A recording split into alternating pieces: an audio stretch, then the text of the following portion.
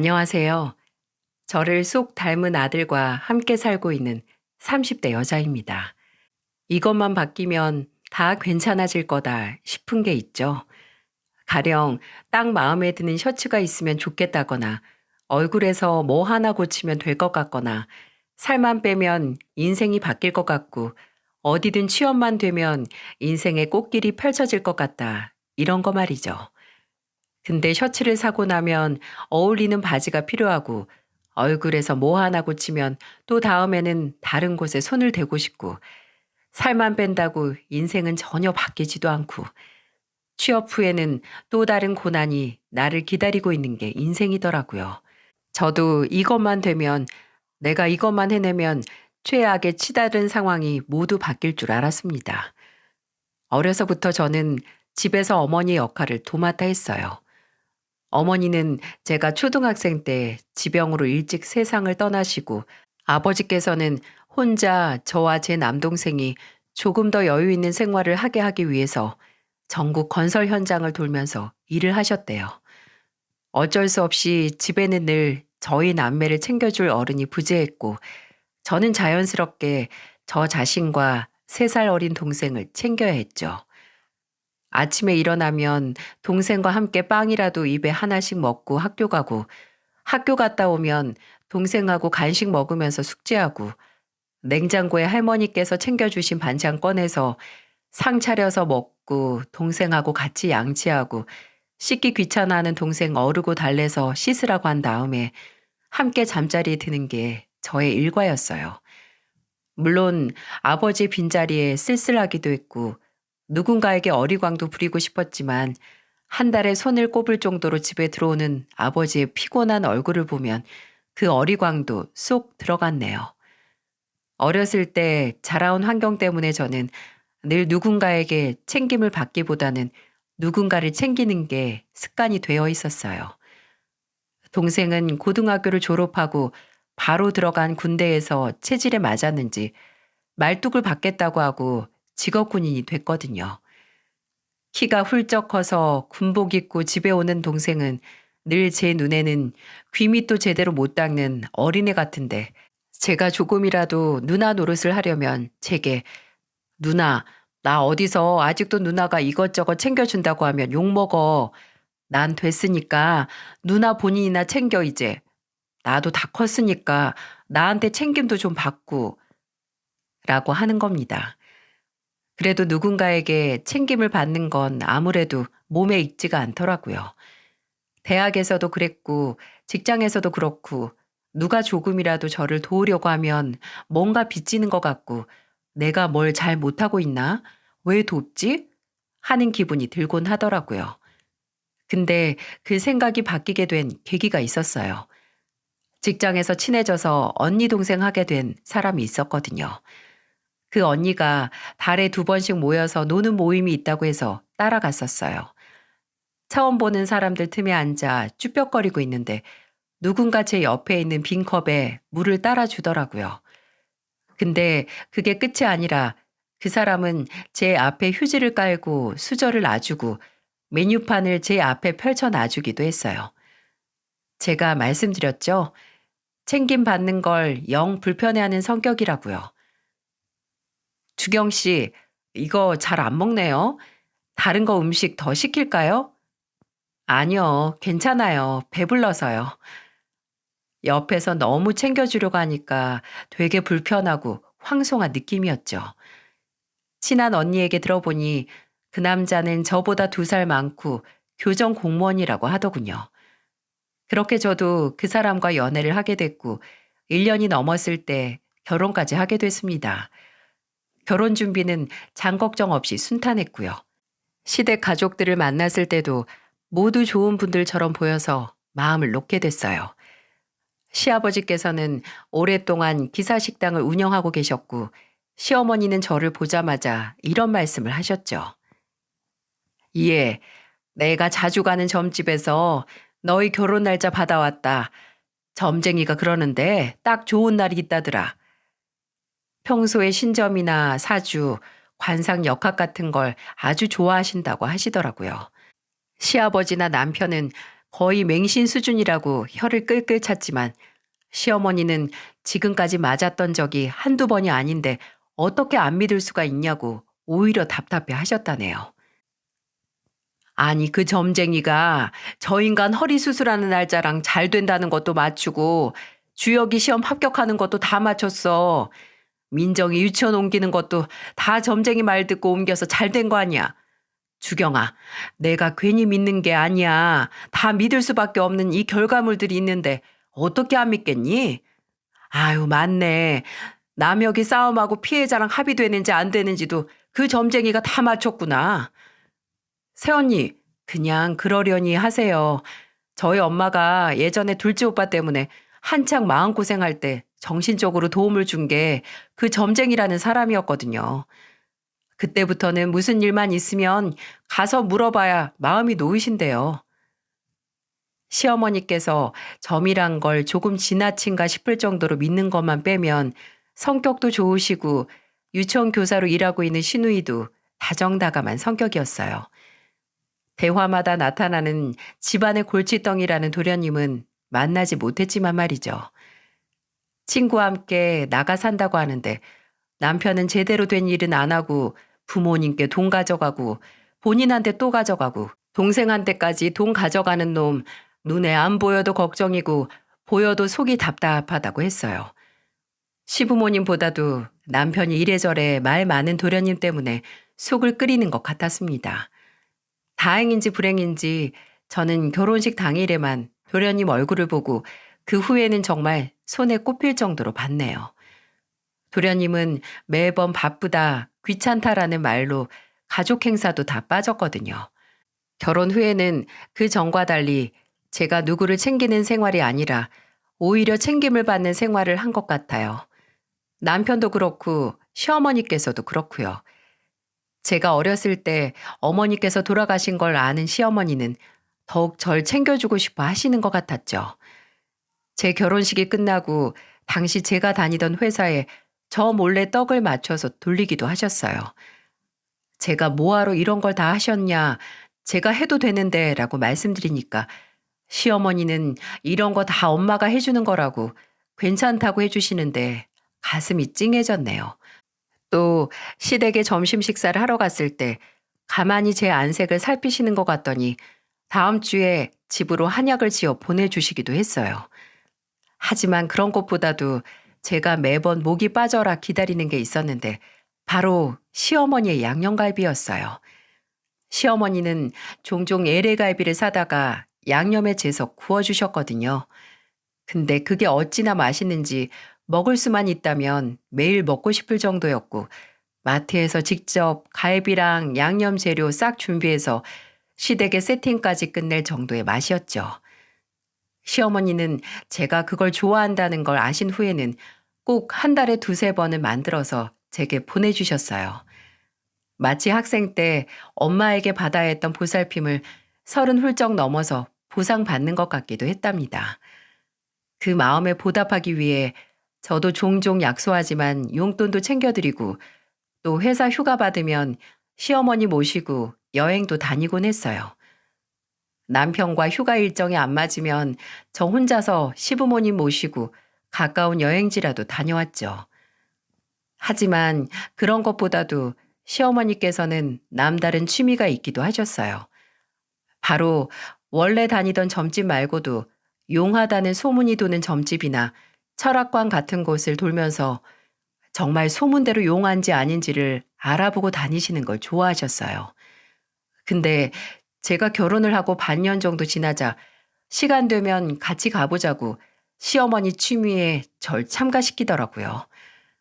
처음에는 뭐 해가 되는 것도 아니고 그렇게 좋아하신다고 하니 몇 번은 괜찮겠지 했습니다. 주경아, 광주에 사돈의 팔촌 사주까지 다 맞추는 철학관이 있다더라. 거긴 전화로 예약을 해도 몇 달 뒤에 받을 수 있다는데 네가 예약을 해놓을래? 가서 하룻밤 자고 맛있는 것도 먹고 오자. 너 거기 좋아하는 막창집 있다고 하지 않았니? 아, 막창집 말고 솥밥집이요. 그럼 제가 전화 한번 해볼게요. 나중에는 신우이가 제게 기뜸해 준 것처럼 왜 그렇게 점에 맹신하게 됐는지 이유도 알려주시기도 했어요. 둘째가 중학교 때부터 사고 많이 친 건 너도 주혁이한테 들어서 알고 있지? 주혁이도 망나니 같은 동생 때문에 고생 많이 했어. 걔가 주혁이 시험 준비하려고 모은 돈도 한 번 날려서 그땐 정말 아들 두 놈이 연 끊는 줄 알았어. 정말 내가 그놈의 자식 정신 차리게 하려고 안 한 게 없다. 앞에서 빌어도 보고 같이 죽자고 협박도 해보고 또 뭐든 사람 구실하고 살아야 할 것 아니냐고 배우고 싶은 거 하고 싶은 거 말만 하라고 도와주겠다고도 해봤지. 그럴 때마다 돈만 홀랑 가져가고는 정말 데려와서 두들겨 패고 싶어도 또 그러면 더 엇나갈까 봐 네 시애비랑 나랑 골머리를 많이 썩었다. 그러다가 끝내 간 데가 동네 아줌마가 추천해준 그 점집이었는데 둘째가 속에 화가 많은 애라고 그거 달래줘야 한다고 부적이라도 품고 다니라고 해서 내가 부적을 지어다가 걔 옷 안에다가 숨기고 방에 붙이고 지갑 안에 넣어놓고 했어. 근데 봐라. 그때부터 지금까지 단 한 번의 사고를 친 적이 없어. 제가 듣기에는 그저 끼워 맞추기 같았지만 오랫동안 도련님 때문에 고생하던 시어머니께서 믿음 하나로 내적인 안정을 찾았다니 좋은 게 좋은 거지 싶었습니다. 사람들이 종교를 믿는 이유도 다 어딘가에 믿음을 두고 심적인 평화를 얻기 위해서잖아요. 시어머니의 점에 대한 믿음도 다 그런 거라고 생각을 했죠. 근데 그 믿음이 그냥 안정을 위한 믿음이 아니라는 걸 결혼하고 시간이 어느 정도 흐른 후에 알게 됐습니다. 정말 엄마와 딸처럼 사이가 좋았던 저와 시어머니의 사이가 틀어진 큰 이유가 있었는데요. 바로 결혼하고 5년이 지나도 제가 임신을 하지 못해서였어요. 임신 준비는 결혼하고 2년이 지났을 때 꾸준히 남편과 노력을 했는데 별다른 소식이 없더군요. 30대 중반이던 터라 조금씩 초조해졌는데 남편은 안 되면 클리닉에 다녀보자 너무 걱정 말라고 제 불안을 덜어줬죠. 하지만 시어머니께서는 결혼을 하고 3년이 지났을 때부터 조금씩 제게 임신에 대해 눈치를 주곤 하셨어요. 처음에는 임신 전에 도움이 되는 보양식 같은 걸 같이 먹으러 가거나 포장해서 집까지 배달해 주셨거든요. 근데 아무런 소식이 들리지 않자 시어머니도 신경이 꽤 쓰이셨나 봐요. 장남한테 손주를 빨리 보고 싶다고 하시면서 제 얼굴을 보실 때마다 뭐 좋은 소식 없니? 속은 괜찮니? 테스트는 꼬박꼬박 하고 있지. 등등 질문이 점점 늘어만 가셨어요. 그때쯤 제가 혹시 몸에 문제가 있나 싶어서 병원에 가서 검사를 했습니다. 아예 처음부터 난임 병원에 가서 난임 검사랑 그 아프다는 나팔관 조영술까지 다 했어요. 저보다 먼저 검사를 한 남편에게는 아무런 문제가 없다고 나왔기에 저는 차라리 내 몸에 문제가 있다면 빨리 알고 어떻게든 해결책을 찾고 싶었죠. 그런데 병원에서는 제게 아무런 문제가 없다고 합니다. 호르몬 수치도 정상, 다낭성 소견도 보이지 않았고 난소 나이도 오히려 적게 나왔어요. 자궁 내막이 조금 두껍다고 했지만 선생님께서는 착상이 어려울 정도는 아니라고 하셨고요. 선생님은 간혹 몸에 문제가 없어도 임신이 늦게 되는 사람이 있다고 월경도 주기가 일정하니까 일단은 시험관 같은 시술보다는 괜찮다면 보조제를 먹고 몸 상태를 유지하면서 자연 임신을 해보자고 하셨죠. 딱히 별 다른 문제가 있다고 딱 결과를 받은 게 아니라서 답답했죠. 남편에게 제가 검사를 받았다는 걸 알게 된 시부모님도 결과를 궁금해하셔서 말씀을 드렸지만 그게 뭐냐고 문제가 없으면 왜 안 되는 거냐 돌팔이 아니냐고 되려 썽을 내셨습니다. 근데 시어머니께서는 제 검사 결과를 듣고 대체 무슨 상상을 혼자 하신 건지 주말 오전에 저희 집에 찾아오셨더군요. 주혁이는 아침 일찍 나갔니? 아니요. 어제 당직이라서 오늘 오후에 올 거예요. 그래. 그럼 일단 주경이 너 이리 와서 앉아봐라. 너도 병원에서 검진 받고 마음이 뒤숭숭했지? 네 몸인데 네가 제일 걱정이 되겠지. 그냥 몸에 이상은 없다니까 긍정적으로 생각하려고요. 병원에서도 자연 임신 가능성이 있다고 했었으니까. 그래, 그럼 좋지. 근데 너 정말 나나 주혁이한테 더 할 얘기는 없니? 가족끼리 나중에 일 더 크게 안 만들려면 그냥 지금 말하는 게 나아. 아휴, 몸에 아무런 이상 없다는 애가 이렇게 애가 안 들어선 이상하잖니. 주혁이도 아무런 문제 없다고 하는데 내가 들었는데 과거에 한 번 지운 이력이 있으면 다음 임신이 힘들다더라. 자궁이 약한 사람은 더욱이 그렇고 너 정말 뭐 없었니? 저는 제 길을 의심했습니다. 고작 임신이 좀 늦다는 이유만으로 제게 혹시나 아이를 지운 과거가 있는지 그게 지금 임신이 안 되는 것에 어떤 영향을 미치는 건 아닌지 라고 묻는 시어머니의 말에 얼굴에 열이 확 올랐어요. 어머님, 빨리 손주를 못 보는 것 때문에 속상하신 마음 다 아는데요. 정말 그 말은 듣기 거북하네요. 일단 저는 그런 과거도 없을 뿐더러 있다고 해도 어머니께 말씀드릴 이유도 없고요. 만약 그런 이력 때문에 임신이 힘들다면 그런 검사 결과가 나왔겠죠. 그건 네가 빼먹고 말 안 할 수도 있는 거잖니. 안 그러니? 우리 이대로 장남한테 손주 못 보면 우리 집안은 어떻게 하니? 어? 민정이는 시집 가면 그 집 식구고 남혁이 걔가 우리 집안 대를 잇겠어? 주경아, 나랑 네 시애비한테는 주혁이밖에 없어. 그냥 혹시라도 숨기고 있었으면 괜히 입 꾹 다물고 있다가 나중에 밝혀져서 일 크게 만들지 말고 지금 말해라. 어? 아니, 없다니까요. 못 믿으시겠으면 같이 저 담당하는 의사한테 가서 물어보세요. 안 말릴 테니까요. 시어머니는 끝까지 제 과거에 대한 의문을 풀지 않으셨어요. 진짜 저를 대동해서 제 담당 의사에게 가서 검사 결과를 함께 들었고 제게 별 다른 이력이 보이지 않을 뿐더러 그게 임신이 안 되는 원인도 아니라는 걸 의사 선생님의 입을 통해 듣고서 의심이 조금 사그라지셨죠. 그 후로는 아예 노선을 바꾸셨는지 하루는 저보다 먼저 저희 집에 와 계시는 게 아니겠어요? 어? 어머님, 여기서 지금 뭐 하세요? 어떻게 들어오셨어요? 아, 왔니? 아니, 그냥 반찬 좀 해서 가져왔다. 주혁이한테 현관 비밀번호 물어봐서 들어왔지. 괜히 바쁜 애들한테 가져가라고 하면 좀 그렇고, 너 있을 때 나오면 또 제대로 쉬지도 못하잖니. 냉장고에 넣어놨으니 나중에 먹어라, 어? 게장은 한 일주일 뒤에 더 놔뒀다가 먹고. 그렇게 말하시고는 누군가에게 쫓기기라도 하듯 발빠르게 집을 나가시더군요. 제 검사 결과를 안 이후로는 서먹했던 분이 웬일이지 싶었습니다. 그런데 몇 달 후에 왜 그날 시어머니가 그렇게 뭘 들킨 사람처럼 굴었는지 알게 됐죠. 침대 매트리스를 뒤집다가 발견했어요. 한 10장 정도는 되는 부적이 매트리스 바닥에 다다다닥 붙어있는 광경을요.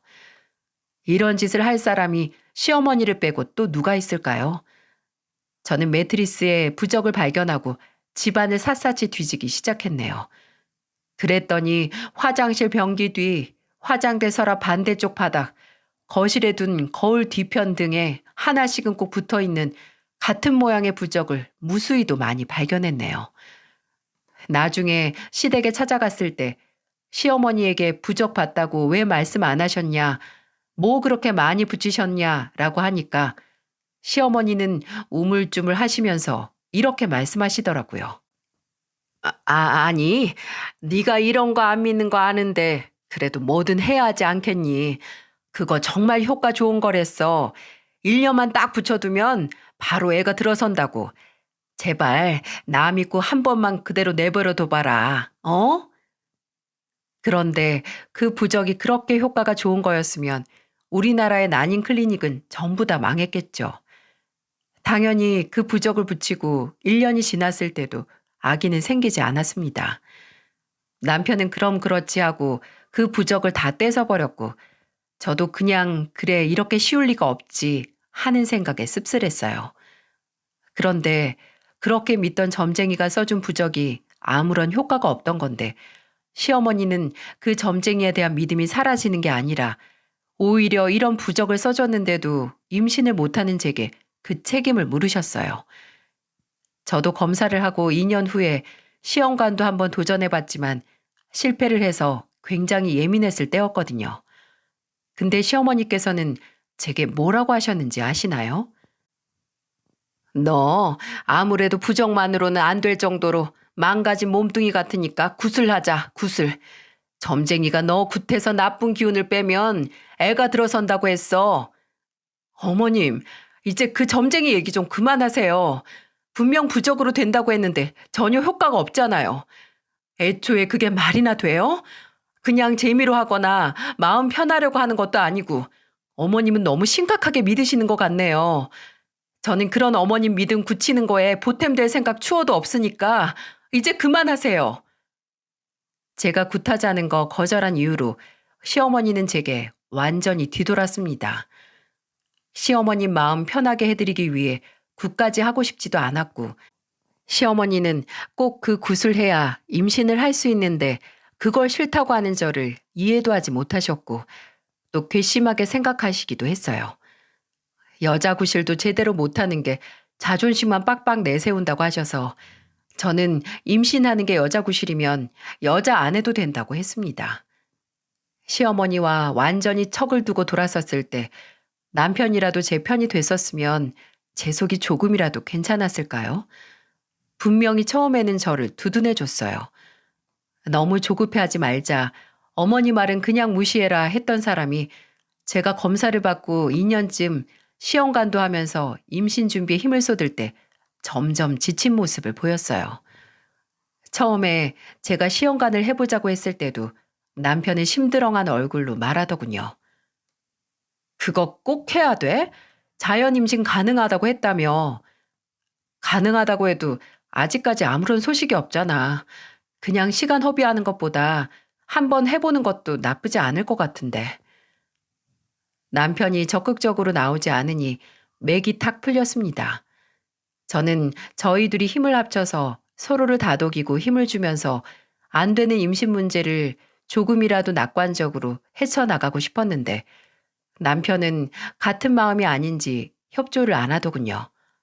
거기에 남편의 걱정대로 시험관도 한번 실패를 하니까 남편은 그러게 내가 뭐라고 했어 라고 하면서 안 그래도 아픈 제 속을 박박 긁는 게 아니겠어요? 당신 진짜 남일처럼 말한다. 이거 나만 실패한 게 아니라 당신도 함께 실패한 거야. 아니, 난 처음부터 하지 말자고 했잖아. 정말 내 말대로 돈만 낭비했으니까 그러지. 지금 그 돈이 그렇게 아깝니? 우리 둘이 아이 갖는데 도움 좀 받는 돈이 그렇게 아까워? 그 돈이 아까우면 나중에 애 낳고 키울 때 드는 돈은 어떻게 하려고 그래? 계획한 임신이 계속해서 좌절되니 저희 사이도 점점 틀어졌어요. 이렇게 서로 화가 난 상태에서 아무리 애를 갖는다고 해도 그게 잘 된 일인가 싶기도 했네요. 그래도 그때까지는 제가 임신만 하게 된다면 모든 일이 해결될 줄 알았습니다.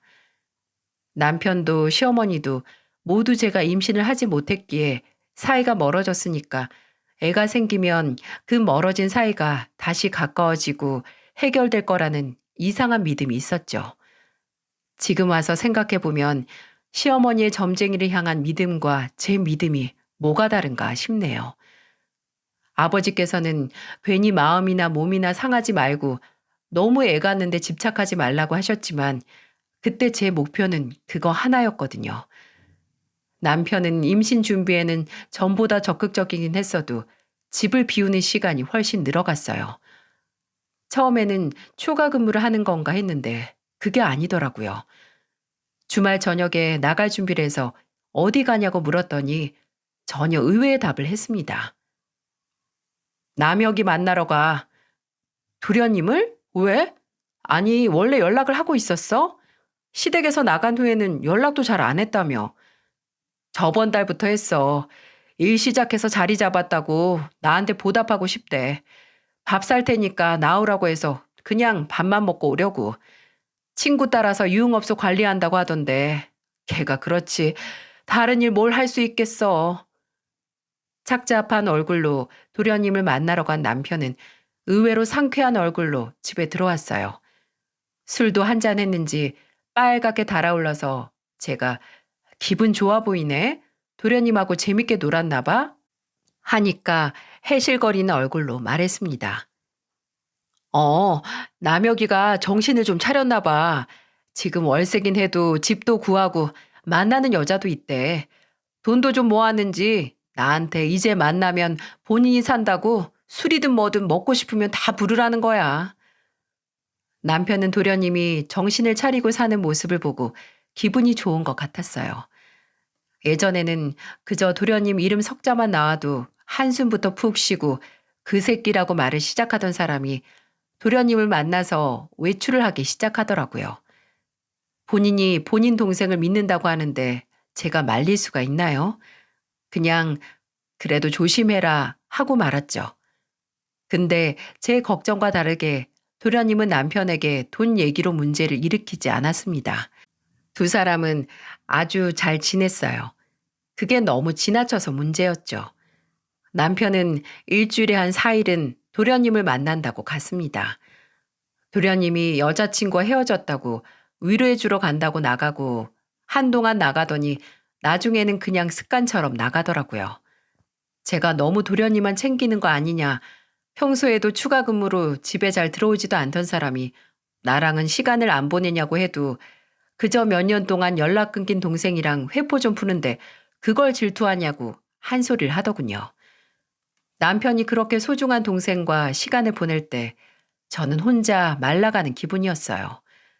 그런데 진흙 속의 진주 같은 상황이 이런 건가 봅니다. 저는 그냥 스트레스를 받아서 몸이 안 좋은가 했는데 결혼을 하고 꼬박 9년 만에 그렇게 바라고 바라던 임신을 한 거였어요. 드디어 제 몸에 생명의 싹이 트기 시작한 거죠. 저는 설마 하는 마음에 한 테스트기에 나타난 빨간 줄 2개를 보고 처음에는 제가 헛거를 본 줄 알았어요. 근데 아무리 봐도 눈앞에 2줄은 사라지지 않았어요. 그리고 한동안 화장실 바닥에 주저앉아서 펑펑 울었습니다. 그리고 이 영겁의 시간 동안 기다린 소식을 남편과 가족들에게 전해주고 싶었죠. 아버지께서는 그때 일하고 계시던 공사 현장에서 당장 절 보러 오신다고 호들갑을 떠셨고, 동생은 유모차나 침대는 사지 말라고 본인이 꼭 선물로 사준다고 벌써부터 조카에게 줄 선물을 고르더라고요.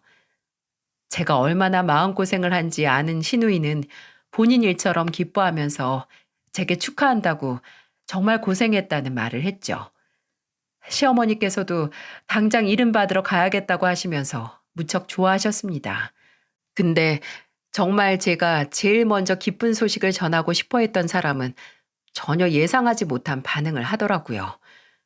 교대를 마치고 퇴근한 남편에게 어떤 깜짝 놀랄 방법을 생각지도 못하고 냅다 2줄이 나타난 테스트기를 보여주면서 말했어요. 드디어 우리가 해냈다고요.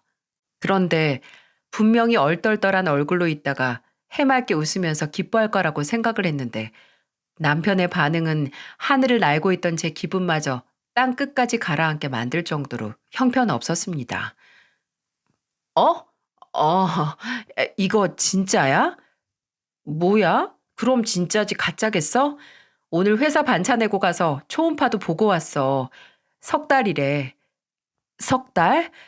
내가 그때 집에 들어왔었나? 아니, 그게 무슨 소리야. 지금 무슨 얘기가 하고 싶은데. 아니, 나는 그냥 몇 년을 그렇게 고생하고 시험관까지 했었는데도 안 됐는데 이렇게 임신이 된 게 거짓말 같잖아. 내가 너무 놀라서 그래. 남편의 반응은 전혀 제가 상상하던 반응은 아니었어요. 제가 싸늘하게 대답을 하자 아무것도 아니라고 하긴 했지만 분명히 딴 생각을 하는 것 같았죠. 아니나 다를까 저는 남편의 노트북을 쓰다가 발견했습니다.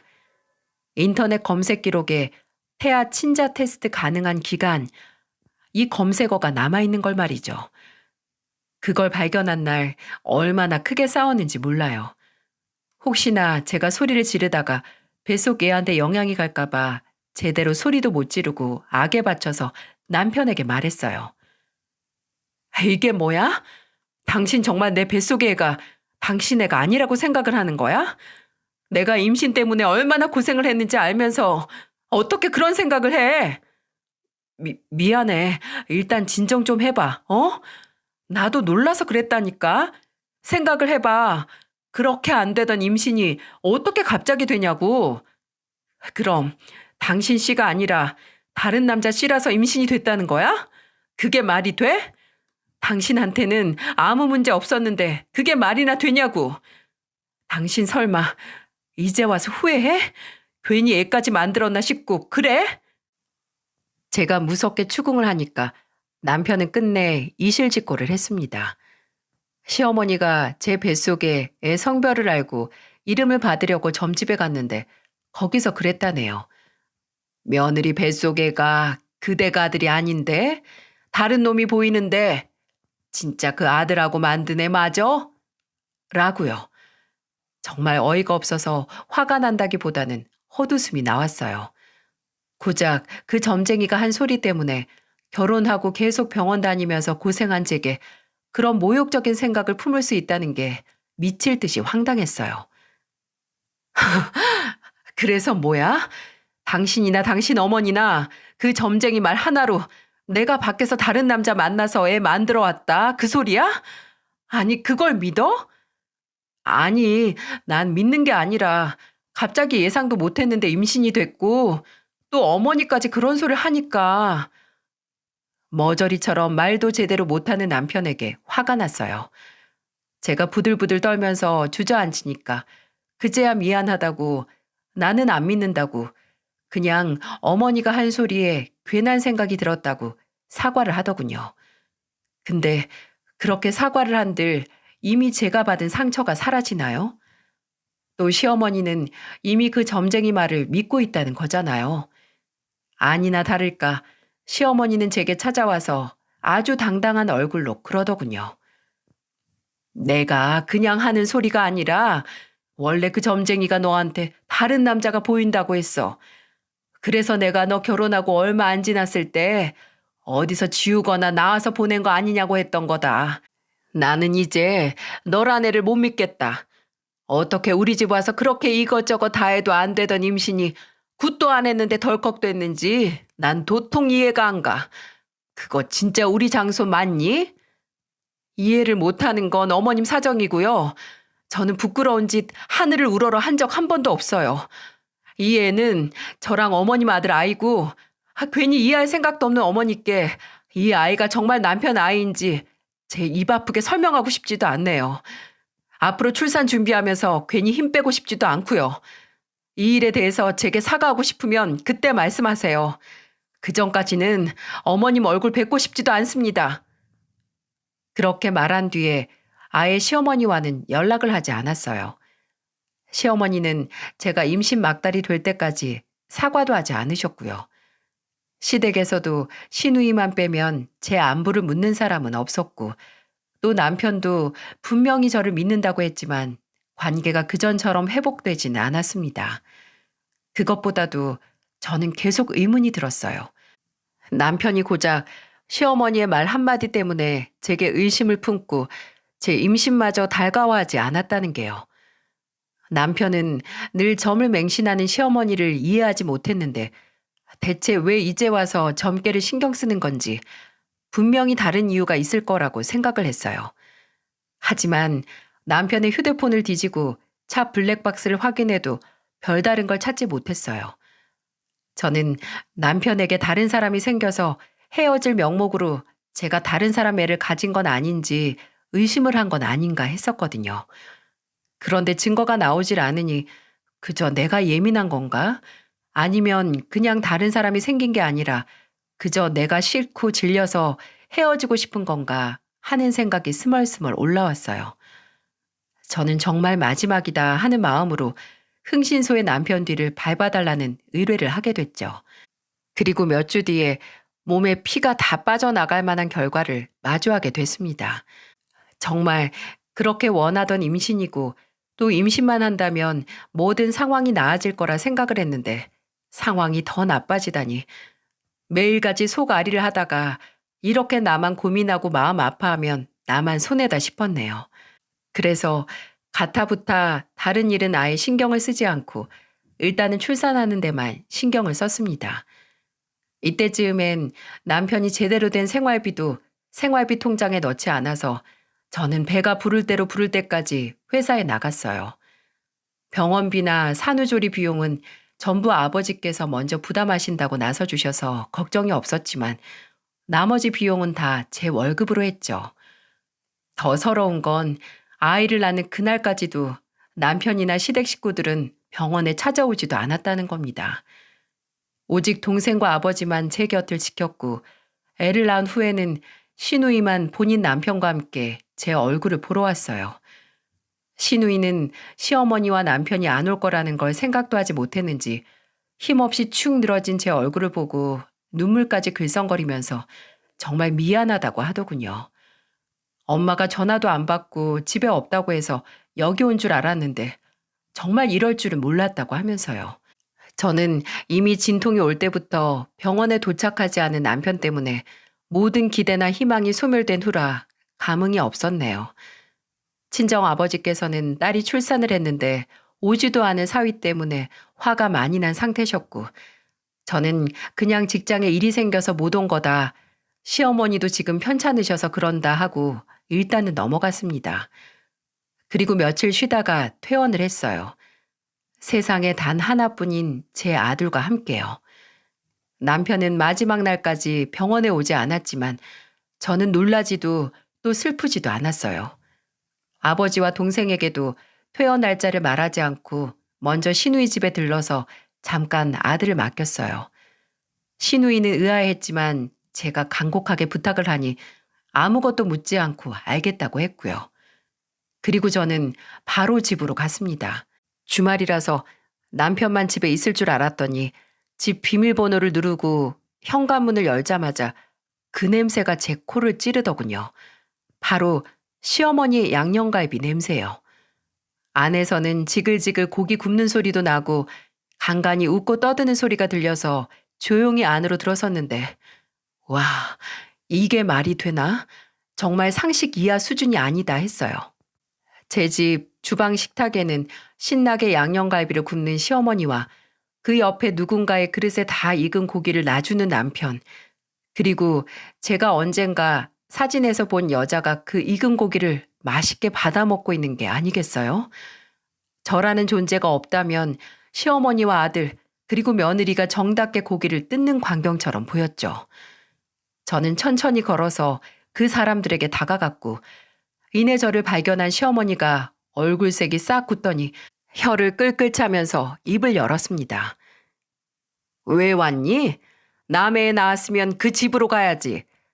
아직도 그 소리세요? 점쟁이 말만 믿고 제 애가 남편 애가 아니라는 걸 믿고 계시냐고요? 그럼 너같이 의문스러운 애보다는 그 점쟁이 말을 믿어야지. 주여가 너 쟤한테 말 안 했니? 아, 오늘 퇴원하는지 몰랐어요, 나도. 왜 이렇게 빨리 왔냐? 퇴원할 때는 전화할 줄 알았는데. 나 말고 다른 여자 만나는 사람을 왜 불러? 바람난 남편을 뭐하러 병원까지 불러서 차를 얻어 타고 오냐고 내가. 어머머, 너 그런 소리 하지 마라. 바람은 무슨 바람. 여기 있는 수정이 네가 다른 남자 애 베고 나서 우리 아들이 만난 아가씨야. 먼저 외간 남자 만나서 애까지 뵌 게 누군데? 바람이라고 하니? 그래, 너 차라리 잘 왔다. 이제 너 남의 식구야. 여기 수정이가 이제 우리 장남이랑 만나서 진짜 우리 핏줄인 장손 만들 테니까 그렇게 알아. 어? 당신도 정말 어머님 말을 믿어? 언제는 그 점 믿는 어머님이 한심스러워 죽겠다며. 왜 갑자기 점쟁이 말만 믿고 내가 다른 데서 임신해서 온 거라고 믿는 거야? 어? 점뿐만이 아니라 갑자기 안 되던 임신이 된 게 이상하잖아. 너는 무슨 의심이 많아서 그렇게 구질구질하게 굴어? 그냥 그렇다고 하면 그런가 보다 하고 말 것이지. 저는 그 소리를 듣자마자 성큼성큼 다가가 식탁을 두 팔로 쓸어버렸어요. 와장창 하는 소리와 함께 위에 있던 식기며 음식이며 모두 바닥에 쓰러졌고 앞에 있던 사람들도 놀라는 소리를 내면서 뒤로 물러섰어요. 어머님, 아니, 이제 남의 식구라고 했으니까 아닌가? 아줌마라고 할까요? 뭐? 아줌마? 아줌마, 새로 예쁜 며느리 봐서 좋으시겠어요. 근데 어쩌나? 그 며느리 한 줌밖에 안 되는 아줌마네 장남 돈 보고 접근한 여잔데? 저는 이미 알고 있었습니다. 그 전에 흥신소에 의뢰해서 남편의 뒷조사를 했었으니까요. 예상대로 남편은 다른 여자를 만나고 있더라고요. 제 눈앞의 여자와 손잡고 팔짱 끼고 데이트를 하고 드라이브를 하고 또 숙박업소에 같이 들어갔다 나오는 사진을 제 눈으로 똑똑히 확인했으니까요. 심지어 전혀 예상치 못한 곳에서 함께 나오는 모습도 봤죠. 흥신소 직원은 그 여자에 대해서도 말해줬습니다. 저 사람이 저 여자 어디서 만났대요? 소개? 아니면 직장에서? 아, 직장이긴 직장이죠. 도련님, 아니, 저 사람 동생이 일하는 업소에서 일하는 아가씨랑 손님으로 처음 만났을 테니까. 업소? 그게 다 무슨 소리냐? 수정아, 너 회계사라며? 어머님, 그게 아니라. 엄마, 내가 설명할게요. 수정이가 남혁이 일하는 술집 종업원으로 일하긴 하는데, 아니, 종업원이 요즘은 옆에 앉아서 술도 따라줘? 아닐 텐데. 더 충격적인 소식 알려드릴까요? 아줌마, 저 새 며느리 새 것도 아니에요. 이미 다른 집 며느리인 사람이라고요. 무슨 소리를 하는 거야? 수정아, 아니지? 머리가 그렇게 나쁘니? 지금 묻는다고 해서 그렇다라고 말할 것 같아? 내가 도와줄게. 저는 가방에 있던 그 여자의 결혼식 사진을 꺼냈습니다. 그건 흥신소 직원이 구해다 준 제 앞에 있는 상가녀의 4년 된 결혼식 사진이었어요.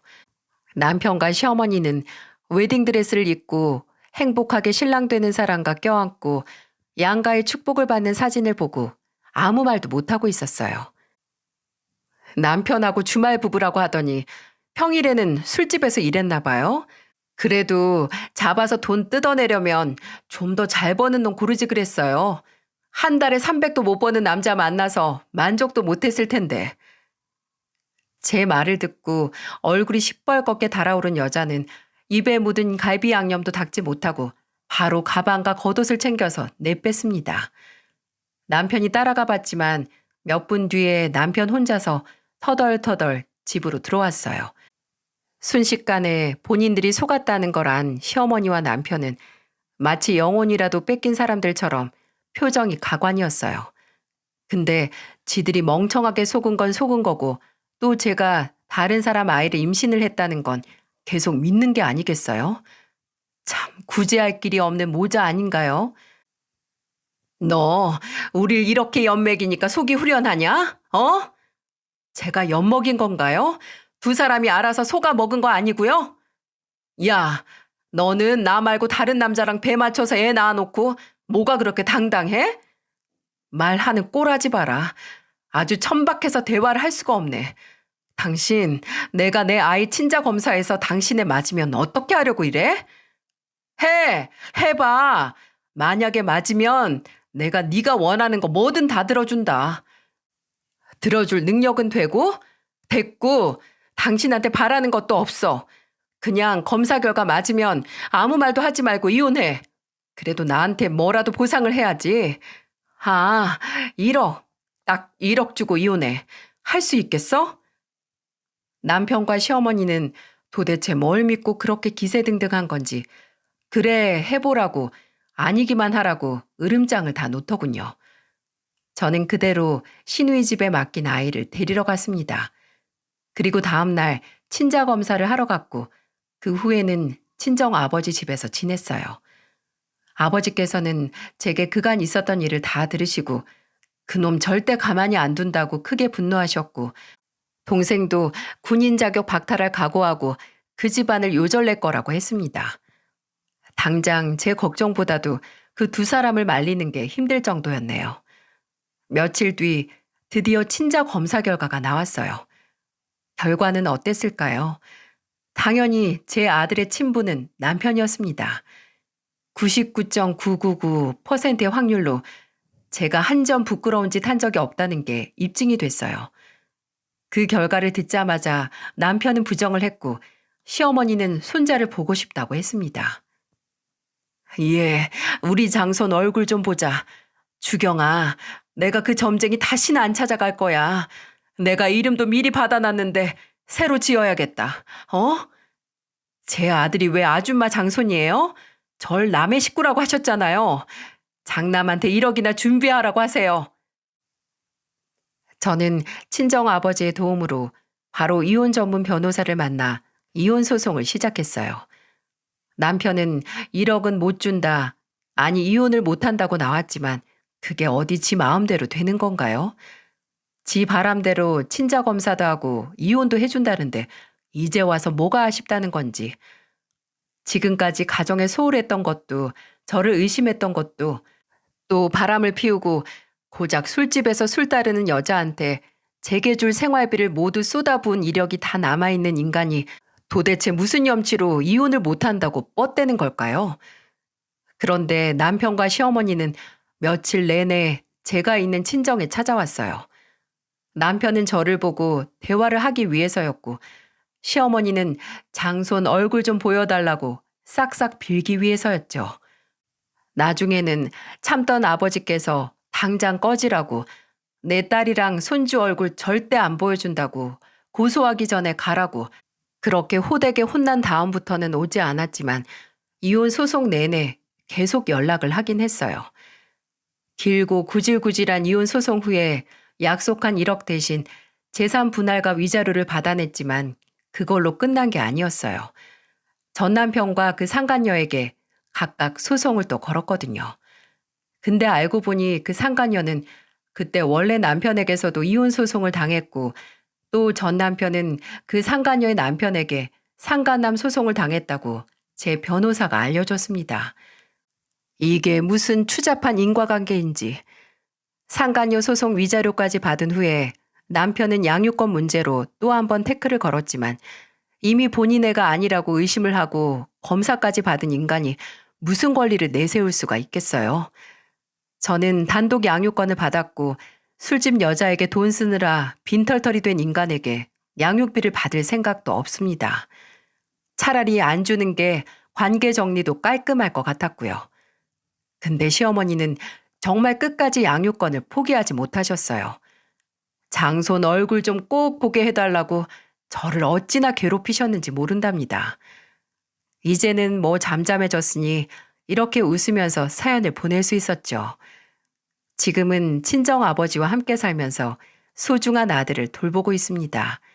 아들 이름은 선우로 아버지께서 지어주셨고 성도 전 남편 성이 아니라 제 성으로 김선후라고 지었어요. 저를 의심하고 사람 취급도 안 한 집안의 성을 따르게 하고 싶지 않았거든요. 저는 분명 임신으로 모든 게 해결됐다고 생각을 했는데 오히려 임신이 상황을 더 악화시켰고 또 정말 모순적으로 아이를 낳고 나니 모든 건 뒤로하고 새롭게 시작을 할 용기를 얻었답니다. 하지만 제 아들이 제게 새로운 기회나 상황을 만들어줬다는 생각을 하지 않으려고요. 새로운 기회는 제가 태어난 아이에게 만들어주는 거니까요. 괜한 의심과 잘못된 믿음으로 그렇게 원하던 장손과 또 가정을 잃은 인간들이 제발 지나간 일들에서 조금이라도 인생의 교훈을 얻었으면 합니다. 저는 제 잘못으로 일어난 일도 아닌데 그릇된 믿음은 불신보다 나쁘다는 걸 알았으니까요. 제 인생에 있던 큰 파도를 함께 지켜봐 주셔서 감사합니다. 앞으로 저와 제 소중한 아들의 앞날을 따뜻하게 응원해 주시길 바랍니다. 안녕하세요. 사연에 빠지다의 DJ 민영입니다. 오늘 사연자는 도저히 믿을 수 없는 인연에 폭풍 오열을 하고 말았다는데요. 과연 어떤 사연인지 들어보시겠습니다. 오늘도 2가지 사연 준비되어 있는데요. 끝까지 들어주실 거죠? 그럼 오늘의 사연 바로 시작해 볼게요. 안녕하세요. 저는 30대 여자입니다. 사실 제 입으로 말하기는 뭐하지만 제 인생은 누구 앞에서 내세울 만한 게 아무것도 없어요. 저는 태어난 지 얼마 되지 않아 부모에게 버려져 보육원에서 자랐습니다. 아무 이유도 모른 채 나를 가장 사랑해줘야 하는 사람한테 버려진 거죠. 더군다나 이 험난한 세상에서 부모 없이 살게 된 것도 억울해 죽겠는데 하늘도 무심하시지 그 어린애한테 병까지 주신 거 있죠. 저는 초등학교 때 아주 큰 심장 수술까지 받았어요. 그것마저 후원해 주시는 분이 없었다면 수술도 못해서 어느 날 갑자기 죽어버렸을지도 몰라요. 사실 제가 보육원에 버려진 지 얼마 되지 않았을 때 저는 바로 입양이 됐었대요. 아무래도 태어난 지 얼마 되지 않아 버려져 나이가 어렸으니까요. 그런데 문제는 곧바로 파양됐답니다. 제가 입양되고 얼마 뒤 밤새 안 자고 울고불고 해서 입양한 부모가 새벽에 깼는데 제가 금방이라도 숨이 넘어갈 것처럼 숨소리가 벅차고 이상했대요. 그래서 입양한 부모가 놀라서 저를 병원에 데리고 가서 이것저것 다 검사를 했는데 저에게 문제가 있었던 거죠. 알고 보니 제가 심장 기형으로 타고났다네요. 그 일로 저는 바로 파양되고 보육원으로 돌아왔어요. 보육원에서는 저를 입양해 갔던 부모에게 수술하면 괜찮을 거라고 설득했지만 소용없었대요. 입양하기 전부터 이미 문제가 있던 애를 데려다 키울 수는 없다고요. 두 분 마음은 너무 이해하지만 아시다시피 이미 선천적인 질병이 있는 아이를 누가 다시 입양하겠어요. 거기다가 당장 수술도 받아야 한다는데 보육원에서는 지금 당장 수술시켜줄 수가 없어요. 원장님께서 제 파양을 어떻게든 막으려고 했던 이유가 바로 수술 때문이었습니다. 병원에서 수술은 빠를수록 좋다고 했는데요. 지금 당장 그 큰 수술을 할 돈은 보육원에 없었으니까요. 어머, 원장님 웃기시네요. 이 애기가 입양 못 되는 게 우리 잘못이에요? 우리도 이 상황 황당해 죽겠는데. 혹시 보육원에서도 저의 심장 기형인 거 알고도 우리 집에 보는 거 아니에요? 이거 오히려 우리가 보상받아야 하는 거 아니냐고요. 원장님이 수술 이야기까지 꺼내자 파양한 부모들은 원장님이 알고도 저를 입양 보낸 거 아니냐고 고소하겠다고까지 했습니다. 저희가 알았으면 입양 전에 당연히 말씀드렸죠. 저희는 누구보다 아이가 행복해지길 바라는 사람들인데 그런 거짓말을 왜 하겠어요. 아무튼 우리는 이 일에 전혀 책임 없으니까 당장 파양 신청해 주세요. 애가 잠을 안 자서 우리는 하루도 같이 못 있겠다니까요. 이미 아이에게서 마음이 떠난 부모에게 아이를 보내봐야 소용이 없으니 원장님은 포기하시고 저를 파양시켰어요. 그리고는 다시 저를 받아줄 가정을 찾아 여기저기 알아보셨어요. 하지만 이미 태어날 때부터 아픈 아이를 누가 입양하겠어요. 건강하고 멀쩡한 아이들도 보육원에는 많은걸요. 이러고 있다가는 제가 수술도 못 받고 평생 심장 기형을 안고 언제 죽을지도 모르니 보육원 원장님은 제 수술이라도 해줄 수 있는 기관을 찾아다니셨습니다. 하지만 제가 학교에 들어갈 때까지도 제 후원자를 찾지 못해 저는 수술도 못 받고 몇 년 동안 약만 먹으며 버티고 있었습니다. 저는 선천적으로 타고난 심장 기형으로 다른 아이들처럼 격한 운동은 물론이고 달리기도 할 수가 없었어요. 조금만 뛰어도 금방 숨이 차서 견딜 수가 없을 정도로 힘들었거든요. 그러다가 초등학생이 돼서야 아주 우연한 기회로 제가 수술을 하게 됐어요. 그날이 저에게는 아주 뜻깊은 날이다 보니 저는 그날이 지금까지 아주 생생합니다. 그날은 아침부터 보육원이 분주했어요. 보육원에 중요한 손님이 오신다고 원장님부터 보육원 언니 동생들까지 모두 다 나와서 청소를 했거든요. 저도 친구들을 돕고 싶었지만 원장님께서 무리하면 안 된다고 하셔서 뒷마당에 나가 혼자 바닥에 그림을 그리고 있었어요. 그런데 그때 어디선가 우는 소리가 들렸어요. 저는 보육원 뒷마당을 벗어나 주변을 둘러보았어요. 보육원에서 얼마 떨어지지 않은 갓길에 들어서자 목발을 들고 있는 여자아이가 동네 남자애들한테 둘러싸여 놀림을 당하고 있었습니다. 목발을 들고 있던 아이는 처음 보는 아이였는데 목발이 없으면 걷지 못하는 것 같았어요. 남자아이들은 동네에서 본 적이 있는 애들이었습니다. 제가 지내는 보육원 애들만 보면 부모 없는 떨거지들이라고 놀리는 나쁜 놈들이었어요. 그날도 어김없이 어린 여자애들 놀리고 있더군요.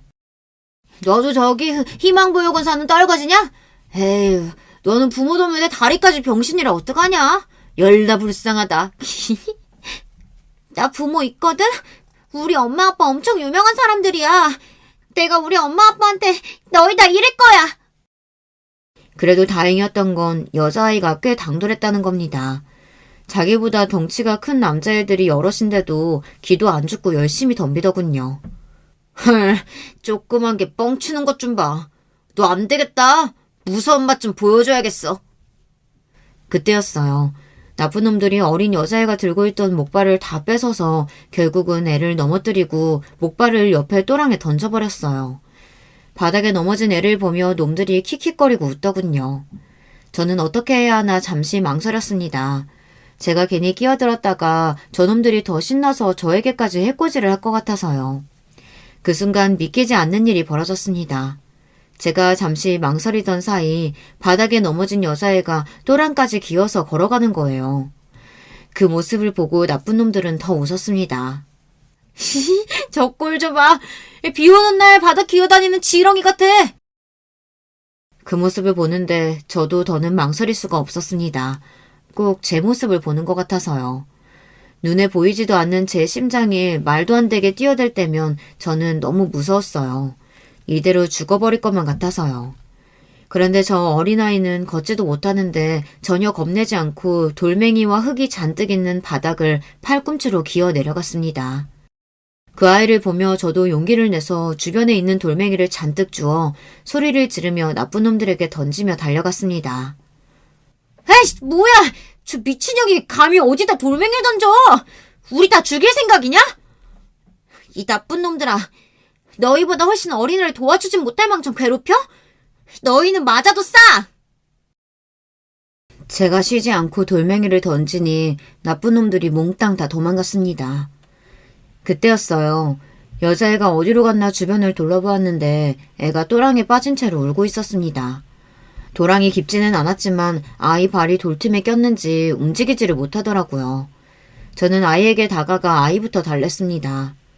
보육원에서 매일 하는 일이 어린 동생들과 놀아주고 돌보는 일이다 보니 우는 아이를 달래는 일은 저에게는 어렵지 않았어요. 저는 아이를 달래서 조금 전 보육원에서 받았던 사탕을 까서 아이 입에 물려주곤 손을 도랑 안으로 넣어 아이의 발이 낀 돌멩이를 하나하나 치웠습니다. 아이를 도랑에서 빼내어 아이를 업었어요. 나 무거워서 언니가 못 업고 가. 나 여기 있을 테니까 가서 언니가 어른들 데리고 오면 안 돼? 우리 엄마 아빠 지금 희망보육원에 계시거든. 착한 아이는 그 와중에 제 걱정을 했지만 저는 그 아이가 더 걱정됐습니다. 목발을 뺏기고 도랑에 빠진 이 상황만으로도 힘들 텐데 혼자 두고 가면 너무 서러울 것 같아 그냥 그렇게 둘 수는 없었어요. 괜찮아. 여기만 빠져나가서 5분만 걸어가면 바로 보육원이야. 내가 업어줄 테니까 걱정하지 마. 저도 나이가 어렸는데 어디서 그런 패기가 나왔는지 몰라요. 저는 어떻게든 그 아이를 데리고 보육원으로 가야겠다는 생각밖에 없었습니다. 그래도 사람이 죽으라는 법은 없나 봅니다. 제가 아이를 간신히 업고 갓길로 올라왔는데 아이를 찾으러 온 어른들이 놀란 얼굴로 달려와 저와 아이를 데리고 보육원으로 갔어요. 제가 도랑에서 구해준 아이는 보육원에 봉사를 온 부모님을 따라온 아이였어요. 그 아이의 부모는 아이를 보자마자 놀라 안았습니다. 그때 아이가 저를 손가락으로 가르치며 제가 도와줬다고 했어요. 나쁜 놈들한테 돌을 던져주고 도랑에서 끄집어내줬다고요. 그 아이의 어머니라는 사람이 저에게 달려와 제 손을 꼭 잡아주었습니다. 그러면서 제 이름을 물어보시더라고요. 제가 제 이름은 서윤경이라고 대답했더니 제 이름을 꼭 기억하겠다고까지 하셨어요. 저는 그 아줌마의 얼굴을 보는데 조금 놀랐습니다. 제가 한 일이 별일도 아닌데도 그렇게까지 눈물을 흘리며 고맙다고 하시는 걸 보니 역시 부모는 아이가 다치면 저렇게 놀라고 슬퍼하는 거구나 이런 걸 깨달았어요. 우리 애가 태어날 때부터 걷지를 못해서 친구도 없고 매일 혼자였는데 너처럼 좋은 언니 만나서 정말 다행이야. 오늘 너 아니었으면 우리 딸 정말 큰일 날 뻔했어. 고맙다 서경아. 그 순간 괜히 저도 모르게 목발을 한 아이가 부럽더군요. 저에게도 저런 부모가 있었으면 좋겠다 싶어서요. 저를 낳아주신 부모는 제가 아픈지 어쩐지도 모르고 저를 버리셨는데 저 부모에게는 걷지 못하는 자식을 걱정하고 아끼는 모습이 그대로 느껴졌어요. 그런데 그날 저에게도 기적과도 같은 일이 벌어졌어요.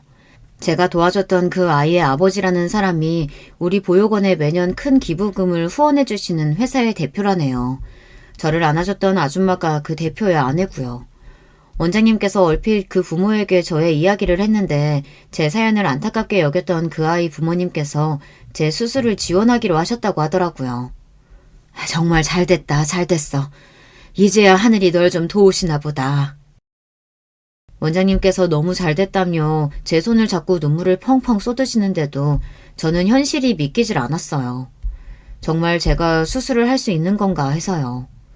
저는 그날 그 아이의 부모님 덕분에 심장 수술을 받았습니다. 저는 그 수술로 건강한 심장을 되찾았어요. 그 수술 덕분에 심장만큼은 평범한 사람이 될 수 있었습니다. 심장 수술 끝나고 회복한 뒤 제 수술을 지원해주신 분들에게 감사 인사라도 전하려고 했는데 그때는 이미 그 가족이 큰아들 유학 문제와 여자아이의 다리 치료를 위해 미국으로 가버렸다는 이야기를 나중에서야 들어 그 이후에는 만날 수가 없었습니다. 그래도 저는 평생 그분들에게 감사하는 마음으로 살았어요. 그분들의 지원이 아니었다면 저는 지금처럼 숨도 못 쉬고 살았을 수도 있으니까요. 심장 수술에 제 모든 운을 다 쏟아부었는지 그 이후로는 저에게 큰 행운이 없었어요. 수술을 잘 받고 회복했는데도 저는 입양이 되지 않아 19살까지 보육원에서 자랐습니다. 사춘기 시절 내내 보육원에서 자란다는 사실을 숨기기 위해 부단히도 노력했지만 결국은 아이들에게 들켜 항상 놀림감이 되고는 했어요. 대학에 가서는 눈에 띄지 않고 평범한 아이들 틈에 섞여 살아보려고 했는데 저도 모르게 조금만 친해지면 금방 아이들에게 마음을 주고 말았어요. 저는 고등학교를 졸업하자마자 바로 보육원을 나와 혼자 살기 시작했어요. 마음 같아서는 4년제 대학을 가고 싶었지만 그랬다가는 도무지 생활이 안 될 것 같아서 취직이 잘 되는 과를 선택해 전문대를 갔습니다. 전문대에 가서도 삶이 녹록지는 않았어요. 학비도 내야 하고 집 월세도 내야 하다 보니 하루도 아르바이트를 쉴 수가 없었습니다. 그렇다 보니 아무리 평범한 대학생인 척하고 싶어도 저절로 티가 났죠. 한 번은 그런 적도 있었어요. 대학 때였는데 친한 친구가 남자친구가 생겼어요. 그 남자친구의 절친들이 여자를 소개해달라면서 미팅을 해달라고 한 적이 있었습니다. 그런데 얼마 뒤 그 친구가 저만 쏙 빼고 다른 친구들은 다 데리고 미팅에 나가겠다고 했어요. 그 친구는 제 아르바이트 시간을 맞출 수가 없어서 어쩔 수 없었다고 했습니다. 저는 그 말을 철석같이 믿었어요. 그 정도로 친한 친구였으니까요. 그런데 얼마 뒤 우연히 제가 없는 자리에서 친구들끼리 하는 이야기를 들었는데 그 친구가 생각지도 못한 말을 하더라고요. 나도 웬만하면 석영이도 데려가고 싶었지. 근데 남친이 보육원에서 자란 애를 자기 친구들한테 소개하기 좀 그렇다는 거야. 그런 소리를 석영이한테 할 수도 없고. 그래서 나도 어쩔 수 없이 아르바이트 핑계 댄 거라니까. 너희들도 석영이 앞에서 꼭 비밀로 해. 알았지? 저는 친구가 한 말이 내내 마음에 걸려서 그날 수업에 들어가지도 못했어요. 친구들 앞에서 저는 전혀 모르는 척 미팅 잘 다녀오라고 해야 하고 그 친구들도 제 앞에서 애써 거짓말을 해야 하는 상황이 너무 싫었거든요. 그날처럼 제가 초라하게 느껴졌던 날이 없었습니다. 그 전까지는 제가 고아이고 보육원에서 자랐어도 누구보다 밝고 긍정적으로 살았다고 자부할 수 있었는데 그날 이후부터는 많이 달라졌어요. 저를 아끼고 좋아하는 사람들은 저를 이해하고 좋아할지 모르겠지만 그렇지 않은 사람들은 저를 볼 때 고아라는 편견으로 가득한 눈으로 보고 있을지도 모르니까요. 그러다 보니 누군가 좋아지거나 관심이 생겨도 제가 먼저 다가가서 말을 걸거나 친해지려고 노력도 하질 않았어요. 결국엔 제가 상처를 받을 것 같아서요. 20대 때는 몰랐는데 30이 넘어가자 주변의 친구들이나 직장 동료들이 하나둘 시집을 가기 시작하더라고요. 결혼을 안 한 친구들이나 동료들도 부모님께서 슬슬 결혼하라고 잔소리를 한다고 하시더라고요.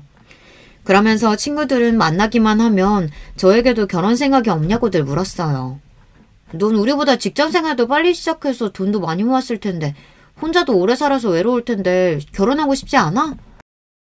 나야 항상 혼자였는데 이제 와서 외롭기는 뭐. 그리고 어떤 남자가 나랑 결혼 같은 걸 하고 싶겠어. 저는 입에 붙은 말이 누가 나랑 결혼하겠어 라는 말이었습니다. 물론 친구들은 왜 그런 말을 하느냐고 제 편을 들었지만 저는 진작 체념하고 있었기 때문에 제 인생에 결혼은 쉽지 않을 거라는 걸 알고 있었습니다. 사람들이 다들 겉으로는 고아가 어떻냐, 그게 네 잘못이냐 쉽게들 말하지만 현실적으로는 주변 지인들만 해도 처음엔 제가 고아라는 사실을 모르다가 나중에 제가 고아라 보육원에서 자랐다고 하면 80% 정도는 다들 당황해서 말을 못해요. 나머지 20%는 그럴 줄 알았어 라는 반응이고요. 아무래도 몇 년씩 알고 지내는 사이다 보니 제가 평소에 부모님 이야기를 전혀 하지도 않고 일찍부터 혼자 살았으니 예상하는 지인들이 있더라고요. 에이, 네가 어떻다고 그런 소리래. 부모님 안 계신 거야 네 잘못도 아닌데 그걸 가지고 뭐라고 하는 집안 남자하고는 애초에 시작을 안 하는 게 맞지. 다들 제 생각을 해서 현실은 그렇지 않다고 저에게도 좋은 사람이 찾아올 거라고 하지만 제가 직접 겪은 바에 의하면 그렇지 않습니다. 다들 그냥 겉으로는 듣기 좋은 소리만 하는 거예요. 왜 이렇게 비관적이냐고요? 여러분도 저처럼 살아봤다면 제가 왜 이러는지 아실 거예요. 동화 속에 보면 부모 없는 애들이 참 많이 나오잖아요. 어릴 때는 그게 좋았어요. 나만 부모가 없는 게 아닌 것 같기도 하고 저도 주인공이 될 수 있는 것 같아서요. 그런데 점점 클수록 그게 아니라는 걸 알게 됐습니다. 부모 없는 아이들은 언제나 보호받지 못하다 보니 항상 고난과 시련이 알아서 따라다녀요. 그런 고난을 스스로 극복하고 사는 모습을 보는 걸 사람들이 좋아하는 거죠. 막상 당사자들은 죽을 맛인데 말이죠. 제가 그랬습니다. 언제나 고난과 시련이 따르지만 스스로 해결하고 극복해야만 했어요. 그렇지 않으면 딱히 방법이 없으니까요. 저는 졸업과 동시에 취직해서 쉬지 않고 열심히 일했습니다. 저는 어릴 때부터 동물을 좋아했어요. 특히나 강아지를요. 보육원에 있을 때 강아지를 키우고 싶었는데 보육원에서는 이미 버려진 애들을 키우는 것만으로도 여력이 없으니 강아지 같은 건 꿈도 꿀 수가 없었어요. 동네에서 놀다가 주인 없는 강아지들을 데려와 밥이라도 한번 주면 보육원 원장님에게 혼이 났습니다. 보육원을 나와서는 저 혼자서도 먹고 살 형편이 안 되니 당연히 키울 수가 없었고요. 그래서 반려동물 관련 전문대를 나와서 동물보건사 자격증을 땄어요. 그 자격증만 있으면 바로 동물병원 간호사로 취직이 된다고 해서요. 저는 동물병원 여럿을 옮겨다니며 일했습니다. 그러던 중 여러 병원에서 부당한 일을 당하기도 했어요. 동물병원 옆에 펫숍을 같이 운영하는 병원에서 근무한 적이 있습니다. 동물병원 원장님 아내가 바로 병원 옆에서 펫숍을 운영하고 있었어요. 더군다나 그 원장 아내는 병원 근처에서 강아지 카페도 운영하고 있었어요. 처음엔 규모가 큰 병원인 것 같아 월급 밀릴 일은 없겠구나 싶어 좋아서 들어갔습니다. 사실 그 전 병원에서는 원장이 이상한 사람이라 월급을 밀린 적도 있었거든요. 자꾸 하루 일틀씩 월급을 밀리더니 한 번은 일주일이 지나도 말이 없길래 왜 월급을 안 주시냐고 따진 적이 있었어요. 그랬더니 대뜸 그 원장이 재수없는 소리를 하더라고요. 집도 없고 부모도 없는 게 불쌍해서 데리고 있어줬더니만 고마운 줄을 모르네. 너처럼 듣보잡대학 나온 무식한 년을 누가 써준다고 그래. 써줄 때 입 닥치고 있어. 그가 월급 금방 줄 테니까. 고아로 살면서 별의 별소리를 다 듣고 별의별 취급을 받으면서 살았지만 이런 경우는 또 처음이었어요. 돈을 안 준 건 본인이면서 부끄러운 줄도 모르고 오히려 저에게 큰 소리를 치더라고요. 월급을 밀렸으면 먼저 미안하다고 사과부터 해야 되는 거 아니에요? 홀랑 저 같은 애 월급도 못 줘서 빌빌거리는 주제에 누구한테 욕을 해요? 내가 지금 당장 당신 노동청에 신고할 테니까 그런 줄 알아요. 왜 항상 저에게만 이런 일이 생기는 줄은 모르겠지만 저는 노동청에 신고하고 반년이 지나서야 월급을 받을 수 있었습니다. 그 이후부터는 무조건 월급이 밀리는 병원에서는 한 달도 더 있지를 않았어요. 저처럼 혼자 사는 애는 한 달이라도 월급이 밀리면 생활비에 구멍이 크게 나니까요. 그래서 큰 병원만 골라 면접을 보고 들어갔습니다. 그런데 그 병원은 월급은 밀린 적이 없지만 병원 자체가 이상한 병원이었어요. 제가 의사는 아니지만 동물병원에 오래 있어봐서 많은 걸 알아요. 그런데 원장이 좀 과잉 진료를 하는 것 같더라고요. 거기다가 병원에다가 꼭 반려견을 버리는 사람들이 있어요. 대부분 강아지가 아프니까 입원시켜놨다가 병원비가 없어서 데리러 오지를 않는 거죠. 그런 강아지들은 데리고 있다가 주인과 연락이 안 되면 지자체의 유기견 보호센터에 대부분 연락해서 데려가게 해요. 그것도 거의 제 업무였죠. 그런데 이 병원은 원장이 그 업무를 했어요. 본인이 알아서 하겠다고 하고 다음날 출근하면 그 강아지가 항상 없더라고요. 저는 당연히 원장이 어련히 알아서 하겠거니 했는데 몇 달 근무해보니 그게 아닌 것 같더라고요.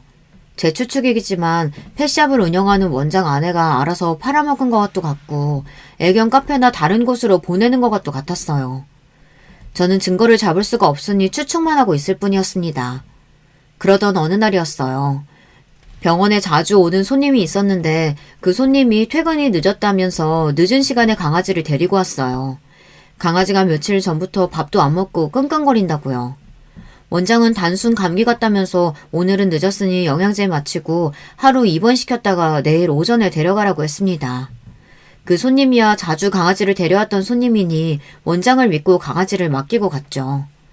그리고 원장은 저에게도 퇴근 시간이 지났으니 먼저 퇴근하라고 했습니다. 자기가 영양제 주고 잠깐 지켜보다가 퇴근한다고요.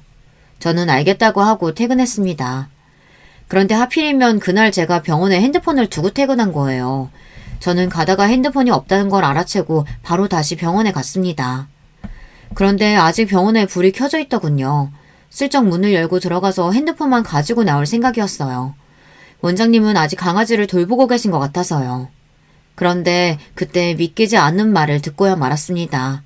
언제 왔는지 원장 아내가 와 있더라고요. 아, 이거 완전 정통 혈통이라 판다고만 하면 가격 원하는 대로 받을 수 있을 텐데. 그러다가 걸리면 어쩌려고. 그 손님 부잣집 아들이라며 강아지 잃어버리고 가만히 있겠어? 소송이라도 당하면 어떡해. 그러니까 확실히 해야지. CCTV 딱 보이는 데서 애 도망치게 하고 바로 근처에서 잡아야지. 저는 순간 너무 놀라서 하마터면 헉소리를 낼 뻔했습니다. 원장이랑 원장 아내가 항상 뭔가 의심스럽고 꺼림칙하긴 했더니만 이런 짓을 하고 있었어요. 지금까지 병원에 유기된 강아지들을 몰래 팔아버린 것도 모자라서 손님 강아지를 빼돌려서 팔아먹기라도 하려고 했나 봐요. 저는 아무래도 안 되겠다 싶어 바로 진료 차트를 찾아 강아지에게 전화했습니다. 원장이 강아지를 몰래 빼돌리려고 하는 것 같으니 지금 당장 병원으로 와달라고 했습니다. 저는 병원 앞에 숨어서 원장과 원장 아내가 하는 짓을 감시하고 있었어요. 그런데 그때 병원 건너편에 수상한 검은색 봉고차가 한 대 도착했어요. 그러더니 차 안에서 마스크를 한 웬 남자들이 장갑을 끼고 서 있었어요. 아무래도 강아지가 병원에서 나오면 잡으려는 것 같았죠. 저는 곧바로 핸드폰을 꺼내 그 모습을 사진으로 찍었어요. 그때였어요. 원장이 정말로 강아지 케이지를 열더니 병원 문을 활짝 열었습니다. 강아지에게 알아서 밖으로 나가라는 듯이요. 강아지가 케이지를 걸어 나오려던 그 순간 제 전화를 받은 강아지 주인이 나타나 병원 안으로 황급히 들어가 강아지를 안았습니다. 그리고는 원장에게 소리를 질렀어요. 간호사에게 다 들었다. 지금 뭐 하는 거냐고 말이죠. 원장은 아니라고 실수로 잠깐 케이지를 연 것뿐이라고 강아지가 나가지도 않았는데 무슨 소리를 하는 거냐고 딱 잡아댔습니다. 그 순간 아무래도 안 되겠다 싶어 제가 나섰습니다. 제가 바로 조금 전 들은 이야기를 했어요. 그러자 원장은 당황하면서 오히려 저더러 이상한 애라고 몰아세우더라고요. 이 일은 그냥 넘어가지 않을 거니까 당신들 각오해요. 그날 일로 강아지 주인은 동물병원을 고소했습니다. 그 사건은 커져서 결국은 병원 문까지 닫게 되고 말았습니다. 그때 저도 병원까지 달리고 동물병원 소송일에 바빴어요. 제 생각이 맞았습니다. 그 원장이 계속 유기견을 팔아먹고 다른 병원에 있을 때 손님들 강아지를 몇 번이나 빼돌린 게 들통났어요. 그 일로 원장은 죗값을 치렀지만 저는 직장을 잃고 업계에서 소문나서 다른 병원에 취직도 안 됐어요. 하지만 꼭 나쁜 일만 있었던 건 아니에요. 그때 제가 도와준 그 강아지 주인과 인연이 돼서 연애를 시작했거든요. 남자친구는 저처럼 정의롭고 용감한 사람은 본 적이 없다면서 첫눈에 저에게 반했다고 했어요. 저와 남자친구는 그렇게 만나 연애를 시작한 거예요. 서로 사는 환경, 조건도 모든 게 다 달라도 저와 남자친구는 비슷한 점도 많았어요. 동물을 좋아한다는 거 말고도 꽤 많은 것들이 잘 맞았습니다. 그래서 연애하는 동안 한 번도 안 싸우고 잘 지냈어요. 남자친구도 지금까지 살면서 저처럼 잘 맞는 여자는 처음이라고 할 정도로 저희는 잘 맞았습니다. 그런데 언제나처럼 제 인생은 생각지도 못한 일의 연속이었습니다. 며칠 동안 속도 좋지 않고 자꾸 잠만 쏟아지길래 왜 그러나 했는데 제가 임신을 했더라고요. 임신 사실을 알자마자 저는 눈물을 쏟았어요. 남들은 기뻐서 흐르는 눈물이겠지만 저는 아니었습니다. 당시 남자친구를 많이 사랑하고 있었지만 결코 아이를 원한 건 아니었어요. 결혼도 마찬가지고요. 제 주제에 무슨 결혼을 하겠어요. 부모도 없고 제대로 된 직업도 없는 여자와 연애야 할 수는 있을지 모르지만 결혼까지 하고 싶은 남자가 어디 있겠어요. 거기다가 그런 며느리를 반가워할 시댁도 없을 거고요. 저는 고민 끝에 남자친구에게 임신 사실을 이야기했습니다. 저는 임신 사실을 이야기하면서도 마음의 준비를 했어요. 남자친구가 어떤 반응을 보이던지 실망하거나 속상해하지 말자고요. 며칠 전부터 속도 미식거리고 잠도 잘 못 자서 병원에 갔다 왔는데 나 임신이라네. 저는 그렇게 마음의 준비를 하고도 남자친구의 눈을 똑바로 볼 수가 없었어요. 남자친구가 좋은 사람이라는 거야 잘 알지만 계획지도 않은 임신이 됐으니 남자친구도 당황할 것 같아서요. 남자친구의 당황한 얼굴을 보는 게 겁이 났습니다. 그런데 남자친구의 반응은 의외였어요. 정말? 와, 어떡해. 너무 좋아. 내가 철이 없나 봐.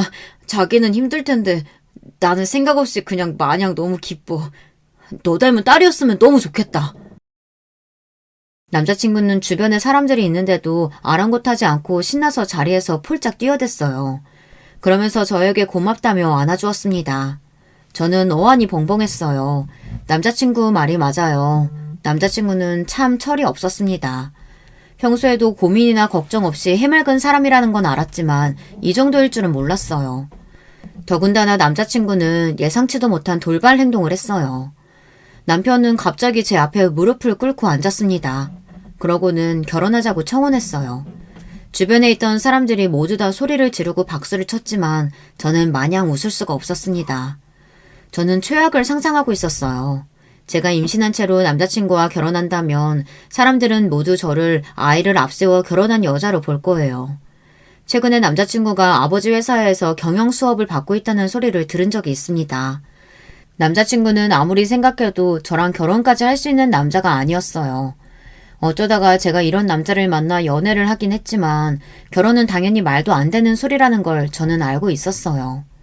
저는 커피숍 안에서 무릎을 꿇은 남자친구를 그대로 두고 가게 밖으로 뛰쳐나갔습니다. 남자친구는 놀라서 저를 따라 나왔어요. 그러면서 본인과 결혼하기 싫은 거냐고 하더라고요. 저는 아무런 대답도 할 수가 없었습니다. 금방이라도 눈물이 왈칵 쏟아질 것 같아서요. 저는 남자친구의 부모님께서 저를 허락하실 리 없다고 말했습니다.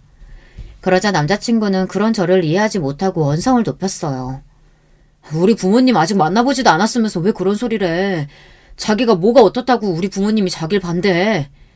당연히 반대하시지. 부모도 없지 직업도 없지. 별 볼 일이라고는 없는 애가 임신까지 했다고 하면 나라도 안 좋아할 거야. 그날 저는 남자친구와 처음으로 다퉜습니다. 남자친구는 저에게 아이가 생긴 게 기쁘지 않냐고 물었습니다. 하지만 저는 대답할 수 없었어요. 기쁘지 않았으니까요. 저 같은 애가 무슨 수로 결혼해서 아이를 낳고 살 수 있을지 도저히 그림이 그려지질 않았습니다.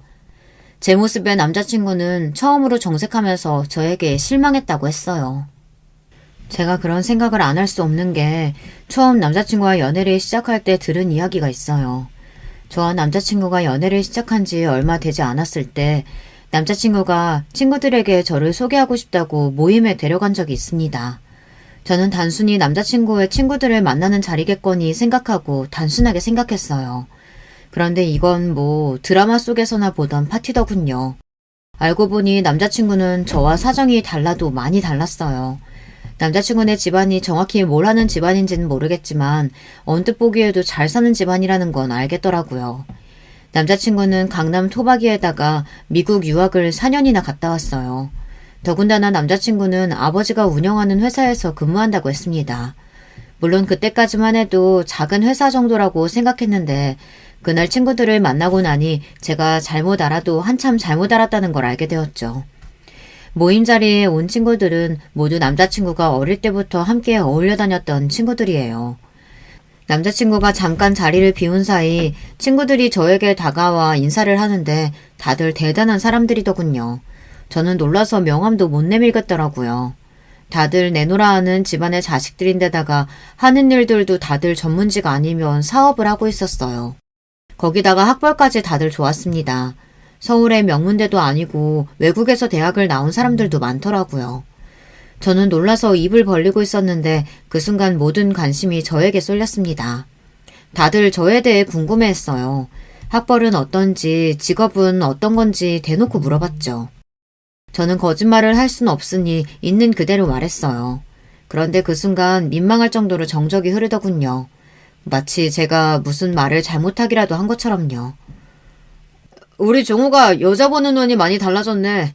곧 아버지 사업도 물려받는다더니 이러다가 안 물려주신다고 할 수도 있겠는데? 남자친구의 친구들은 제 앞에서 대놓고 저를 조롱했습니다. 순간 저는 얼굴이 터질 듯 빨개졌어요. 남자친구네 아버지께서 하는 사업이 어느 정도인지 몰라도 친구들끼리 하는 말을 들으니 대단한 회사인가 보더라고요. 아이, 너는 여자친구분 놀라시게 무슨 그런 말을 하고 그래. 원래 재벌가 왕자님한텐 이런 러브스토리 정도는 있어줘야지. 안 그러냐? 친구들끼리 낄낄거리며 웃는데 저는 혼란스럽기만 했습니다. 그때 남자친구가 나타나지 않았으면 저는 그 자리에서 꿀먹은 벙어리 마냥 바보처럼 서 있었을 거예요. 남자친구는 아직도 그날 일을 몰라요. 제가 남자친구한테 말하지 않았거든요. 제가 뭐라고 저 때문에 친구들과의 사이를 망치게 하고 싶진 않았어요. 그날 이후 저는 남자친구와 헤어져야 하나 생각하기도 했습니다.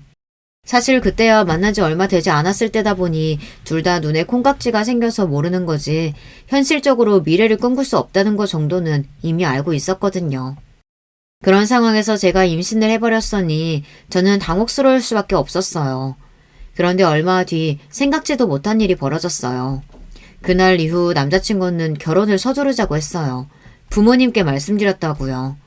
부모님께서 저를 궁금해하신다며 서둘러 인사를 가자고 했습니다. 저는 남자친구에게 말하지 못했지만 사실 두려웠어요. 저는 그런 사람이었습니다. 남자친구의 부모님을 만나기도 전에 미리부터 겁을 먹고 도망치고 싶었습니다. 거기다가 남자친구네 집은 제가 생각한 것보다 훨씬 더 부자였습니다. 드라마 속에나 나오는 재벌집 같았어요. 그런데 남자친구 부모님의 반응은 제 생각대로였어요.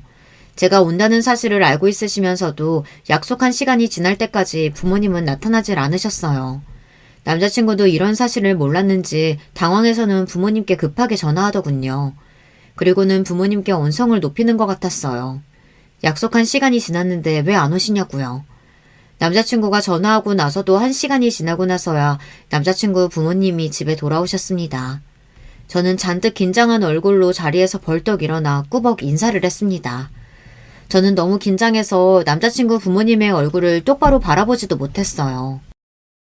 안 그래도 바쁜데 무슨 대단한 사람이라도 온다고 빨리 오라고 호들갑이야. 딱 봐도 별 볼 일 없는 게 남자 하나 제대로 물어서 인생 역전하고 싶어 하는 건데. 바쁘니까 쓸데없는 소리 하지 말고 간단하게 하자. 저기 전현이 임신했다고? 엄마, 내 여자친구한테 전원이 뭐야? 너는 얌전히 있다가 아버지가 정해주는 여자랑 결혼해서 살라니까. 네 동생 그 꼴 당하는 걸 보고도 똑같은 짓을 또 하고 있니? 엄마, 내 여자친구는 달라. 내가 정말 좋아하는 여자라니까? 제발 나 한 번만 믿어주세요. 저를 보자마자 위아래로 훑어보는 시어머니의 눈빛이 너무 날카로워 금방이라도 저를 뚫어버릴 것 같았습니다. 거기다가 목소리는 얼마나 매서운지 저는 무서워서 고개도 제대로 들 수 없었어요. 그런 모습에 남자친구는 애써 제 편을 들었지만 하나도 귀에 들어오지 않았습니다. 오로지 저를 노려보는 시어머니의 눈빛만이 눈을 질끈 감아도 보였어요. 그때였습니다.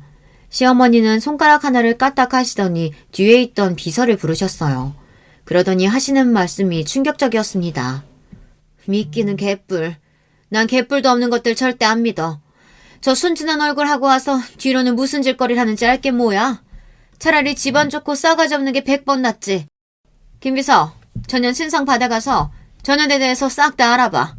병원 의료기록까지 싹 다. 지금 당장. 시어머니는 저를 절대 믿을 수 없다며 저의 신상을 가지고 가서 싹 다 조사하라고 했습니다. 심지어 병원 기록까지 다 알아오라고 했어요. 남자친구는 아버지에게까지 전화해서 어머니를 말려달라고 했지만 소용없었어요. 아버지도 어머니가 하시는 일을 말릴 생각이 없다고 하셨습니다. 남자친구는 저에게 연신 이런 일을 당하게 해서 미안하다고 사과했어요. 저는 그때부터 아무 말도 할 수가 없었습니다. 어차피 남자친구의 부모님은 저와 남자친구를 결혼시킬 생각이 없으시니 무슨 수를 써서든 저와 남자친구를 찢어놓으실 것 같았어요.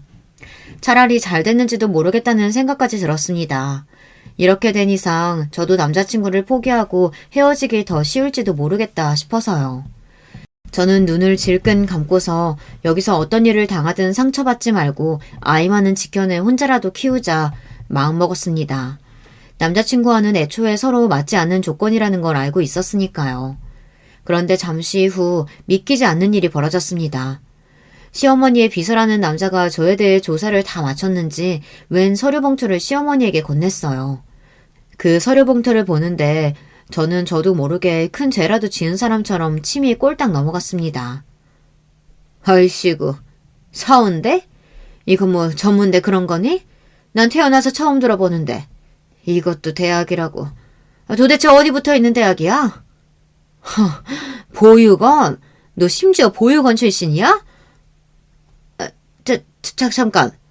너 이름이 윤석영? 30분 만에 저에 대한 조사를 끝낸 어머니는 하나하나 읽으며 무시하시더니만 갑자기 제 이름을 보고 소리를 지르셨어요. 시어머니는 봉투에 적힌 내용을 보시더니 순간 눈이 휘둥그레졌습니다. 마치 못 볼 걸 보기라도 한 사람처럼요. 그 모습을 보는데 저까지 긴장해서 손에 땀이 찼습니다. 도대체 뭐라고 적혀있길래 저러시나 싶어서요. 엄마, 사람 앞에다 두고 지금 뭐 하는 거야? 도대체 뭘 보고 그래? 남자친구와 어머니 손에 들린 서류 봉투를 뺏으려고 하자 어머니께서는 놀라 봉투를 꽉 쥐었습니다. 그러더니 조금 전과는 확연히 달라진 얼굴로 저를 바라보셨어요. 네 이름이 윤석영 맞아? 정말 희망보육원 윤석영 맞냐고? 어머니의 눈동자가 얼마나 세차게 흔들리는지 순간 저도 말문이 턱하고 막히고 말았습니다. 어머니의 목소리가 얼마나 큰지 주변에 있던 사람들은 물론이고 방에 있던 남자친구의 동생까지 무슨 일이냐고 놀라서 거실로 나왔습니다. 그 순간 저도 놀라고 말았어요. 방에서 나온 남자친구의 동생이 어딘가 낯이 익었거든요. 엄마, 무슨 소리야? 희망보육은 윤석영이라니? 설마 나 어릴 때 구해줬던 그 언니 말하는 거야? 너는... 세상에 어떻게 이런 일이 있을 수 있을까요?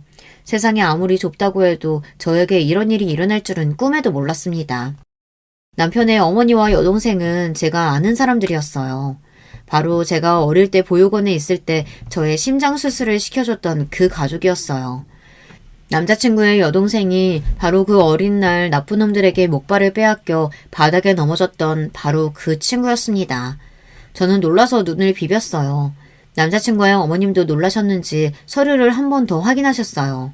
제가 심장 수술을 받았던 기록까지 확인한 어머님은 놀라서 저에게 달려왔습니다.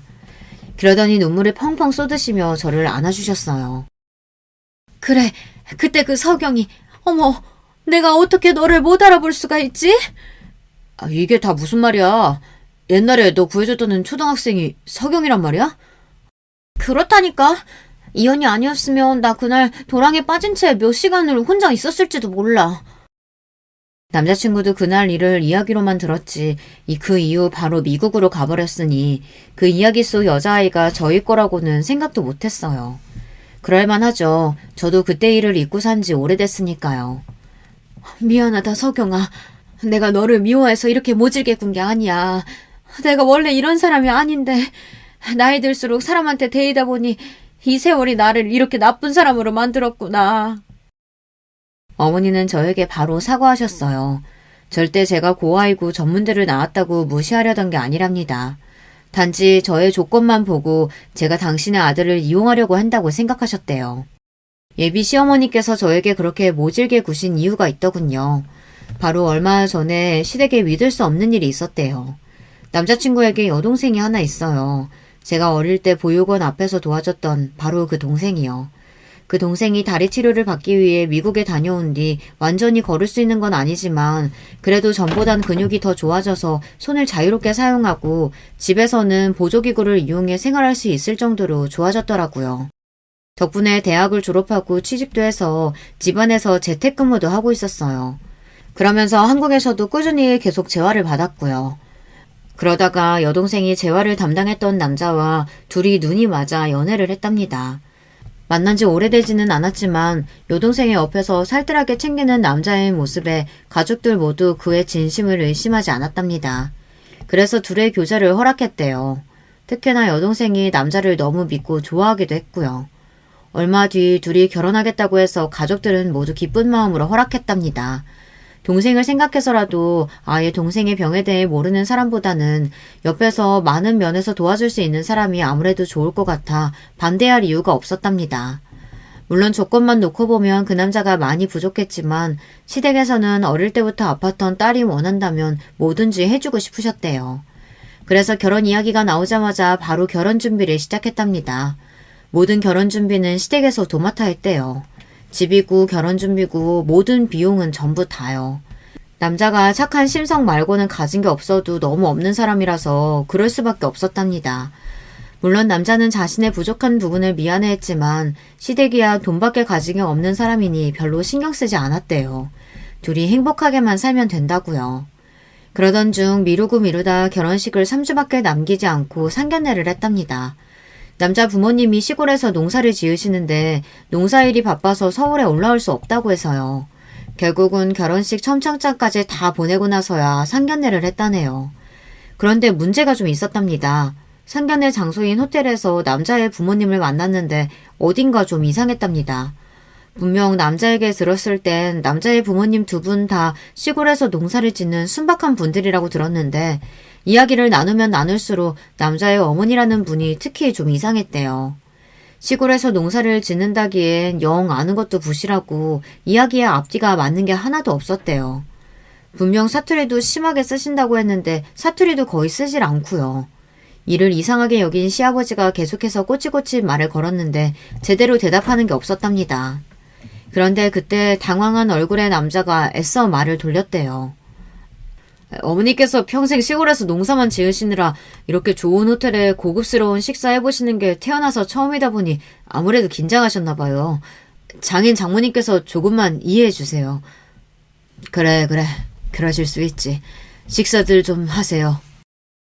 남자는 애써 말을 돌렸지만 평생 그 큰 회사를 운영해 오신 시아버지께서 이상하다는 낌새를 못 알아차리셨을 리 없었죠.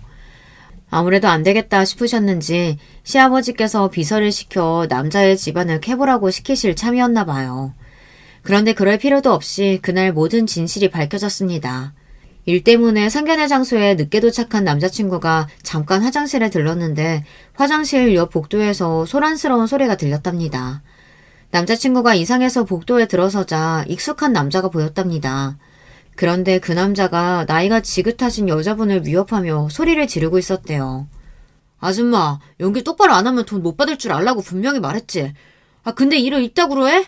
저 사람들이 얼마나 대단한 사람들인데 당신들 이상하고 눈치 못 챘을 것 같아? 당신들 때문에 내 결혼 파토나면 책임질 거야? 책임질 거냐고! 나도 갑자기 연락받고 온 거라 준비를 못해서 그래요. 결혼식 날은 알아서 잘 할 테니까 걱정하지 말아요. 그러게 네가 약속한 돈부터 먼저 줬으면 이런 일 없었을 거 아니야. 연기 잘하는 예쁜 애들 돈 먼저 안 주면 안 움직인다니까. 저 병신 같은 년이 결혼 준비하게 돈 좀 달라니까 자꾸만 카드 주잖아. 안 그래도 식만 올리면 내 앞으로 사업체 하나 넘어올 거니까 걱정하지 마. 안 되면 이 호텔이라도 달라고 할 거니까. 남자친구는 자신의 두 귀로 듣고도 믿을 수가 없었답니다. 그동안 남자가 여동생에게 얼마나 잘했는지 바로 옆에서 봐왔던 남자친구다 보니 그게 다 거짓이었다는 걸 안 순간 눈이 뒤집혔던 거죠. 남자친구는 그대로 달려가 남자의 멱살을 붙잡고 박살을 내줬답니다. 그리고는 바로 사기죄로 남자와 부모로 위장한 사람들을 고소했다네요. 그런데 남자는 사기 전과가 이미 있는 사기꾼이었어요. 처음부터 여동생을 목적으로 시댁에 돌아왔던 겁니다. 다행히도 결혼 전에 모든 사실을 알게 돼서 그 인간들은 죗값을 치렀지만 그 일로 시댁 식구들은 모두 다 충격에 빠져 몇 년 동안 헤어나지 못했답니다. 그 이후 집안에 들이는 사람들은 모두 다 미리 뒷조사를 하고 채용했다네요. 그랬으니 시어머니께서는 저를 보고도 그렇게 하신 거죠. 그 이야기를 듣고 보니 모든 게 이해가 됐습니다. 아무리 그래도 내가 어떻게 석영이 너를 못 알아보니. 내가 네 이름만은 절대 안 잊어버린다고 약속까지 했는데. 괜찮아요. 그렇게 힘든 일을 겪으셨는데 당연히 아무도 못 믿으시겠죠. 저도 제 생명의 은인이신 분들을 까마득하게 잊고 살았어요. 죄송해요. 아니야. 내가 먼저 알아봤어야 했는데 우리가 미안해. 그렇게 수술비만 주고 미국으로 떠나버려서 내내 마음 쓰이고 미안했었는데 이렇게 건강한 모습 보니까 다행이다. 몸은? 아이까지 임신했는데 괜찮은 거야? 네, 지금은 너무 말짱해요. 뱃속의 아기도 건강하대요. 아유, 다행이다. 석영이 너는 아무 걱정하지 마. 이제는 우리가 옆에 있으니까 우리가 다 알아서 해줄게. 시어머니는 저를 와닥 껴안으며 눈물을 펑펑 쏟으시며 오열했습니다. 저는 지금 생각해도 어떻게 저에게 이런 일이 생길 수 있을까 싶어요. 남들은 세상 참 좁다 정도로만 생각할 수 있지만 저에게는 특별한 인연이었어요. 어린 시절 보육원에서 시어머니와 시누이를 만났던 일도 저에겐 너무 특별했고 어른이 되어 남편을 만나 아기를 가지게 된 것도 저에게는 너무나 행운이었어요. 저는 겉으론 항상 밝은 척 긍정적인 척하며 살았지만 사실 어린 시절부터 내내 고아에다 선천적으로 병까지 가지고 태어난 제가 참 재수도 없는 애라고 생각하며 살았습니다. 그래서 난 뭘 해도 외롭고 별 볼 일 없는 애로 살다가 아무도 모르게 이 세상에서 사라지게 될 거라고 여겼어요. 그런데 제가 잘못 생각해도 너무 잘못 생각한 거였더군요. 제 인생은 전혀 나쁘지 않았다는 겁니다. 저는 현재 저를 쏙 닮은 딸아이를 출산하고 조리원에 있습니다. 청담동에서 제일 유명한 조리원에 있어요. 저는 괜찮다고 했는데도 시어머니께서 아이 낳고 조리하는 게 제일 중요하다고 하셔서 못 이기는 척 들어왔어요. 그런데 너무 좋네요. 지금까지 살면서 이렇게 아무 생각도 안 하고 쉬면서 호강해 본 적이 있었나 싶어요. 가만히 누워있다가도 내가 이렇게 누워있는 게 맞나 불안하기도 하지만 그럴 때마다 시댁 식구들이 저에게 많은 위로와 격려를 해줍니다. 더군다나 제가 유기견 봉사에 관심이 있다는 걸 아시곤 시아버지께서 회사 내에 팀을 꾸려 기업 내에서 봉사할 기회를 만들어주셨어요. 제가 이런 특혜를 받아도 되는 건가 항상 고민이 돼요. 하지만 그럴 때마다 시어머니는 제 손을 꼭 잡아주십니다. 배려와 선의도 계속 받아봐야 익숙해지는 거야. 앞으로 석영이 너도 우리 집 식구니까 우리가 가진 거 누리는 거 다 네 거야. 그러니까 부담 갖지 말고 익숙해지렴. 저는 180도 달라진 제 인생을 즐기려고 노력하고 있습니다. 언제 또 저에게 시련이 닥칠지 모르지만 저는 겁나지 않아요. 이제는 제 곁에도 저를 아끼고 보살펴주는 가족이 생겼으니까요. 지금까지 저의 인생 이야기 들어주셔서 감사합니다. 여러분에게도 저처럼 뜻깊은 인연이 닿으시길 바랄게요. 여러분, 두 번째 사연 시작하기 전에 좋아요, 구독 꼭 눌러주실 거죠? 그럼 두 번째 사연 바로 시작합니다. 안녕하세요. 저는 10개월 만에 이혼을 하게 된 30대 프리랜서입니다. 연애를 8년이나 하고 결혼을 했어요. 전 남편인 이호철과 만난 것은 직장에서였어요. 저는 대학 졸업 이후 작은 공방을 시작했어요. 그때 거래처 중 한 사람과 친하게 지냈는데 그 사람이 괜찮은 남자가 있다고 소개시켜 주더라고요. 그게 오빠였죠. 처음 만났을 때 인상은 사람이 되게 둥글둥글하다는 것이었어요. 물론 외모가 그렇다는 것은 아니었어요. 말투나 행동, 특히 웃는 모습이 그랬어요. 뭔가 사람 좋아 보이는 웃음 있잖아요. 처음 만나는데 경계심을 확 낮추는 웃음. 그래서 그날 처음 만나는 자리였음에도 불구하고 한참 얘기를 하면서 시간을 보냈어요. 진짜 무슨 시간이 이렇게 빨리 흐르지 싶었다니까요. 그 뒤로도 몇 번 더 데이트 신청을 받아서 만났는데 생각보다 괜찮은 사람이라는 인상을 받았어요. 그래서 사귀어달라는 고백에 단번에 오케이 했죠. 사실 그때만 하더라도 결혼을 상대로는 생각한 적이 없어요. 결혼에 큰 의미를 두는 편도 아니고 결혼을 너무 하고 싶다고 생각하는 사람은 더더욱 아니었거든요. 그냥 오빠와 만나서 얘기하고 밥 먹고 영화 보고 여행 다니고 이런 순간들이 좋았어요. 한 해, 두 해, 시간이 지나가면서 중간에 싸우기도 많이 싸웠지만 그만큼 추억도 많이 쌓였지요. 사귄 기간이 5년째 접어들기 시작하니까 자연스럽게 결혼에 대해 생각하게 되더라고요. 내가 결혼을 한다면 이 사람이랑 하는 걸까? 이 사람이랑 결혼을 하면 어떨까? 하고 말이죠. 연애 7년차가 되면서 우리는 진지하게 결혼 얘기를 시작했어요. 상견례부터 시작해서 정말 준비해야 할 것들이 넘쳐나더라고요. 예식장 예약에 웨딩 촬영까지 체크해야 할 것들이 많아서 정신없었죠. 그런데 청첩장을 결정하기 위해 만난 자리에서 갑자기 오빠가 결혼을 좀 미룰 수 없겠냐고 하더라고요. 사실 영미가 이혼을 했어. 그래서 좀 집안 분위기도 그래. 영미 상황도 말이 아니고 그 와중에 내가 결혼한다고 하는 게 과연 맞을까 싶어서. 영미는 오빠의 하나뿐인 여동생으로 저와 동갑입니다. 1년 전에 결혼을 했는데 너무 행복하다고 제게 빨리 결혼을 하라고 했던 것이 지난달이었어요. 저는 이게 무슨 일인가 싶었죠. 이렇게 갑자기? 얼마 전에 만났을 때만 해도 전혀 그런 내색 없었는데? 그 새끼가... 또 생각하니까 빡치네. 하여튼 그놈이 갑자기 애를 데리고 와서는 자기 애라고 하더래. 그래서 자기 호적에 올려야 된다고. 뭐? 그 무슨 말도 안 되는 소리야, 애라니? 거기다 그의 친엄마라는 사람이 나타나서는 자기 애 못 준다고 행패를 부렸다나 봐. 저는 가슴이 철렁 내려앉는 기분이 들었어요. 다른 가족들에게 아직 얘기하진 않았지만 아가씨 뱃속에는 새 생명이 자리하고 있었거든요. 지난달 만났던 것도 혼자서는 산부인과에 갈 자신이 없다고 함께 가달라고 해서 부탁해서 만난 자리였거든요. 그래서 아가씨는 좀 어때? 많이 놀라셨대? 그게 문제가 아니었어. 너 영미 임신한 거 알고 있었어? 저는 역시나 문제가 됐구나 싶었죠. 저는 대답 대신 고개를 끄덕이며 오빠의 눈을 피했어요. 오빠는 그런 얘기를 왜 숨겼냐고 펄쩍 뛰더군요. 저는 아가씨가 좀 더 안정이 되면 얘기를 한다고 했다고 해서 입을 다물고 있을 뿐이었거든요. 오빠는 아무리 그래도 그렇게 중요한 걸 어떻게 비밀로 하냐고 화를 냈어요. 저는 미안하다는 말 외에는 할 말이 없었죠. 둘 다 무슨 생각을 하는 건지. 그래, 너도 짐작했겠지만 유산했어. 그 때문에 가족들도 모두 알아버렸고 문제는 영미가 방에서 나오질 않아. 뭐라고? 많이 심각해? 심리상담은 알아봤어? 뭐야, 심리상담이라니. 너 지금 우리 영미 정신병자 취급하는 거야? 아니, 그런 의미가 아니라 지금 상처받고 힘든 사람은 아가씨잖아. 심리상담 받아보면 마음 정리하는데 도움이 되지 않을까 해서 하는 말이야. 정신병자라니. 그리고 요즘 심리상담 받는 사람들이 얼마나 많은데 그렇게 말해. 저는 자기 동생을 어떻게 정신병자 취급을 하고 말하느냐고 소리치는 오빠가 당황스러웠지만 그냥 넘어가서는 안 되겠다는 생각이 들었어요. 사실 제 사촌 언니가 회사의 직장 상사의 갑질 때문에 회사를 그만뒀거든요. 그리고 공방 일을 도와서 함께하는 중이에요. 물론 언니도 그 일로 너무 상처를 받아서 공황장애가 생길 정도였는데 제가 심리상담에 데리고 다니면서 많이 좋아졌거든요. 그래서 심리상담이라는 것이 얼마나 중요한지 너무 잘 알고 있었기에 오빠에게도 열심히 설명을 했죠. 오빠는 제가 더 언성을 높이며 정색을 하자 헛기침을 하면서 그런 것인지 몰랐다고 하더라고요.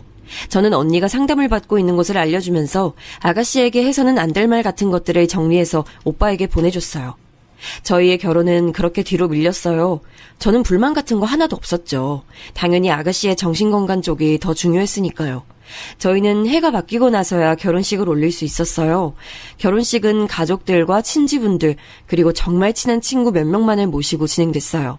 오빠가 굳이 크게 할 필요가 있겠냐고 했고 저 역시도 공감하는 부분이었죠. 문제는 신혼여행을 다녀오자마자 터졌죠. 제가 그렇게 말했는데도 불구하고 시댁 어른들이고 오빠고 아가씨를 그대로 방치했더라고요. 아니, 내가 그렇게 말했는데 아가씨를 그냥 두면 어떡해. 한두 살 애도 아니고 말했어. 상담 받아보라고. 그럼 내가 데리고 병원을 가야 돼? 아니, 오빠 여동생이잖아. 그것도 못해? 그러다 소문이라도 나면. 저는 어이가 없어서 숨이 턱하고 막혔어요. 사실 연애하면서도 다른 사람의 시선을 중요시한다고 생각했지만 가족의 문제에까지 그런 반응이 돌아올 것이라고는 기대하지 못했거든요. 오빠는 어느 쪽이 더 중요한 거야? 아가씨야? 아니면 소문이야? 내가 하는 일이 영업인데 평판 소문만큼 무서운 게 있는 줄 알아? 저는 아무리 그래도 어떻게 그냥 둘 수 있느냐고 너무 실망스럽다고 화를 냈어요. 당연히 오빠는 저의 그런 반응을 조금도 이해하지 못했죠. 모처럼 언성을 높여가며 싸웠어요. 오빠와 대판 크게 싸우고 나서 저는 아가씨에게 연락을 취해서 만나자고 했어요. 물론 나오고 싶지 않아 했지만 제가 부탁이라고 했더니 마지못해 나왔죠. 저는 아가씨가 좋아하던 레스토랑으로 데리고 갔어요. 식사를 하면서 이런저런 얘기를 했죠. 당연히 제가 더 말을 많이 하게 되더라고요. 후식이 나오면서 저는 아가씨의 손을 잡으면서 말했어요. 아가씨, 난 언제든 어떤 상황이든 좋아요. 아가씨가 하고 싶은 말이 있으면 저한테 다 얘기해주세요. 저 다 들을 준비돼 있거든요. 누군가의 욕을 해도 좋아요. 울어도 괜찮아요. 가슴에 담아두지 말고 속 시원하게 얘기해요. 나는 아가씨 전용 대나무 숲이 돼줄게요. 아가씨는 제 얘기가 끝나자 한참을 가만히 제 얼굴만 보더라고요. 저 역시 시선을 피하지 않고 마주봤죠. 그렇게 제 얼굴을 보던 아가씨는 잡힌 손을 꼼지락거리더니 미세하게 고개를 끄덕였어요. 저는 그것만 기억하면 충분하다고 말하고 혹시나 도움이 필요하거든 함께 가겠다고 말하며 명함을 내밀었어요. 그리고 오빠에게도 말하지 못했던 사촌 언니 얘기를 했지요. 심리상담을 혼자 가는 게 두렵다면 걱정 말고 제게 연락하면 된다고 했더니 조용히 고맙다고 하더라고요. 아가씨와 헤어진 이후 몇 주의 시간이 흘렀어요. 저는 자주 아가씨와 연락을 취했어요. 특별한 얘기가 오간 건 아니었어요. 그냥 잡담 정도였죠. 하지만 이런 일이 반복되자 아가씨도 점차 집에서 무엇을 하고 있었는지 조금씩 제게 얘기를 해줬어요. 요즘 영미한테 자주 연락하나 봐. 엄마가 영미가 외출하기도 한다고 하던데 너 만난다고. 뭐 그렇지. 그냥 우리 공방에서 하는 원데이 클래스 들어보지 않겠냐고 권했을 뿐이야. 다른 거에 집중할 시간을 좀 주고 싶었거든. 신경 써줘서 고마워. 사실 영미 그렇게 되고 나서 다들 나 부끄러워서 다니질 못하겠다고 하셨으니까. 부끄럽다니? 누가? 아가씨가? 왜? 아가씨가 왜 부끄러워해? 우울증이니 공황장애니 이런 것들 자랑하고 다닐 얘기는 아니잖아. 거기다 영미는 히키코모리 기질도 보였고. 아니, 떠벌리고 다닐 건 아닌 건 맞지만 그렇다고 부끄러워할 문제도 아니잖아. 아니, 남들이 뭐라고 생각하겠어. 거기다 정신병원 다닌다고 소문까지 나봐. 소문? 아니, 오빠는 도대체 저번부터 왜 그렇게 소문에 집착해? 오빠는 자신이 이상한 게 아니라 이런 상황에서 아무렇지 않게 심리상담이란 말을 입에 올리는 제가 이상하다고 하더라고요. 저는 뭐가 이상하냐고 따지고 들었어요. 그렇잖아. 아니, 넌 아무렇지도 않아? 입장을 바꿔봐. 가족 중에 영미 같은 사람이 있다고 해봐. 주변 사람 신경 안 쓰고 당당하게 병원 데리고 갈 수 있어? 있어. 내 가족의 정신건강이 중요하지. 다른 사람 시선이 중요한 게 아니잖아. 오빠는 제 대답에 고개를 절레절레 흔들면서 이해할 수 없다고 말하더니 더 이상 이야기를 피했어요. 저는 끝까지 물고 늘어지고 싶었지만 도망치듯 자리를 피하는 오빠를 보면서 아무리 말해도 듣지 않겠구나 싶었죠. 연애할 때는 크게 와닿지 않았는데 오빠가 생각하는 걸 제가 따라가지 못하겠다는 생각이 들기 시작한 것도 이맘때부터였어요. 저희는 결혼 이후 각자 자신의 수입은 자신이 관리하는 것으로 했어요. 오빠 이름으로 통장을 하나 만들고 가족 카드를 사용했죠. 저도 오빠도 같은 금액을 생활비 명목으로 그 통장에 입금을 했답니다. 그리고 그 안에서 생활을 했죠. 나머지는 각자가 알아서 관리하는 것으로 했어요. 그래서 저는 오빠의 월급이 어느 정도인지 어떻게 관리하는지 전혀 알지 못했어요. 그건 오빠도 마찬가지였죠. 은행 볼일 같은 경우는 오빠가 도맡아서 했습니다. 저는 공방 살림을 챙기는 것만으로도 충분히 복잡했기 때문에 오빠에게 고마웠어요. 결혼을 한 친구들의 얘기를 들어보면 시댁의 기념일을 챙기는 것이 여간 어려운 것이 아니라고 하더라고요. 같이 살고 있진 않지만 시집살이라는 것이 이런 것인가 싶을 때도 있다고 했어요. 하지만 저는 전혀 그런 게 없었답니다. 저를 시댁으로 부르시는 일은 거의 없었고요. 제사도 전혀 지내고 있지 않았거든요. 명절 때도 그냥 가까운 곳으로 바람이나 쐬고 오자고 하실 정도였어요. 결혼식을 할 때도 느꼈지만 친척분도 몇 되지 않으셨고요. 그러던 어느 날 결혼하고 나서 처음으로 맞이하는 시어머니 생신이었어요. 저는 오빠에게 어머님 미역국을 끓여드리고 싶다고 했죠. 뭐하러, 됐어. 그래도 시집 오고 처음 맞이하는 생신이신데 내가 해드리고 싶어 그래. 오빠는 깜짝 놀란 얼굴로 그런 것은 전혀 신경 쓸 필요가 없다고 하더라고요. 저는 고집을 부려봤지만 오빠는 제 결정을 끝까지 만류하며 말했어요. 한 번 하면 계속해야 돼. 해마다 해드릴 자신 있어? 미역국 끓이는 게 뭐가 어렵다고 그렇게 멀리 계시는 것도 아닌데. 말은 그렇게 해도 어디 그게 쉬워? 그냥 마음만 고맙게 받을게. 엄마 가방 좋아하시는데 그냥 예쁜 백이나 하나 선물하고 말아. 저는 너무 성의 없는 것 아니겠느냐고 했지만 오빠는 그것만으로도 충분하다고 했죠. 그래서 저는 저녁을 함께 먹는 것은 어떻겠냐고 했어요. 정말 선물 하나면 충분해. 너무 그렇게 신경 쓰지 않아도 괜찮다니까. 난 오빠 말대로 그냥 선물만 드리고 넘어가는 게 더 신경 쓰여. 친정에서는 누군가의 생일이 되면 아침엔 미역국을, 저녁에는 면 요리를 가족끼리 다 함께 먹으면서 축하를 했거든요. 결국 오빠는 알겠다고 했어요. 저는 식당을 알아보겠다고 말하며 아가씨도 불렀으면 좋겠다고 했어요.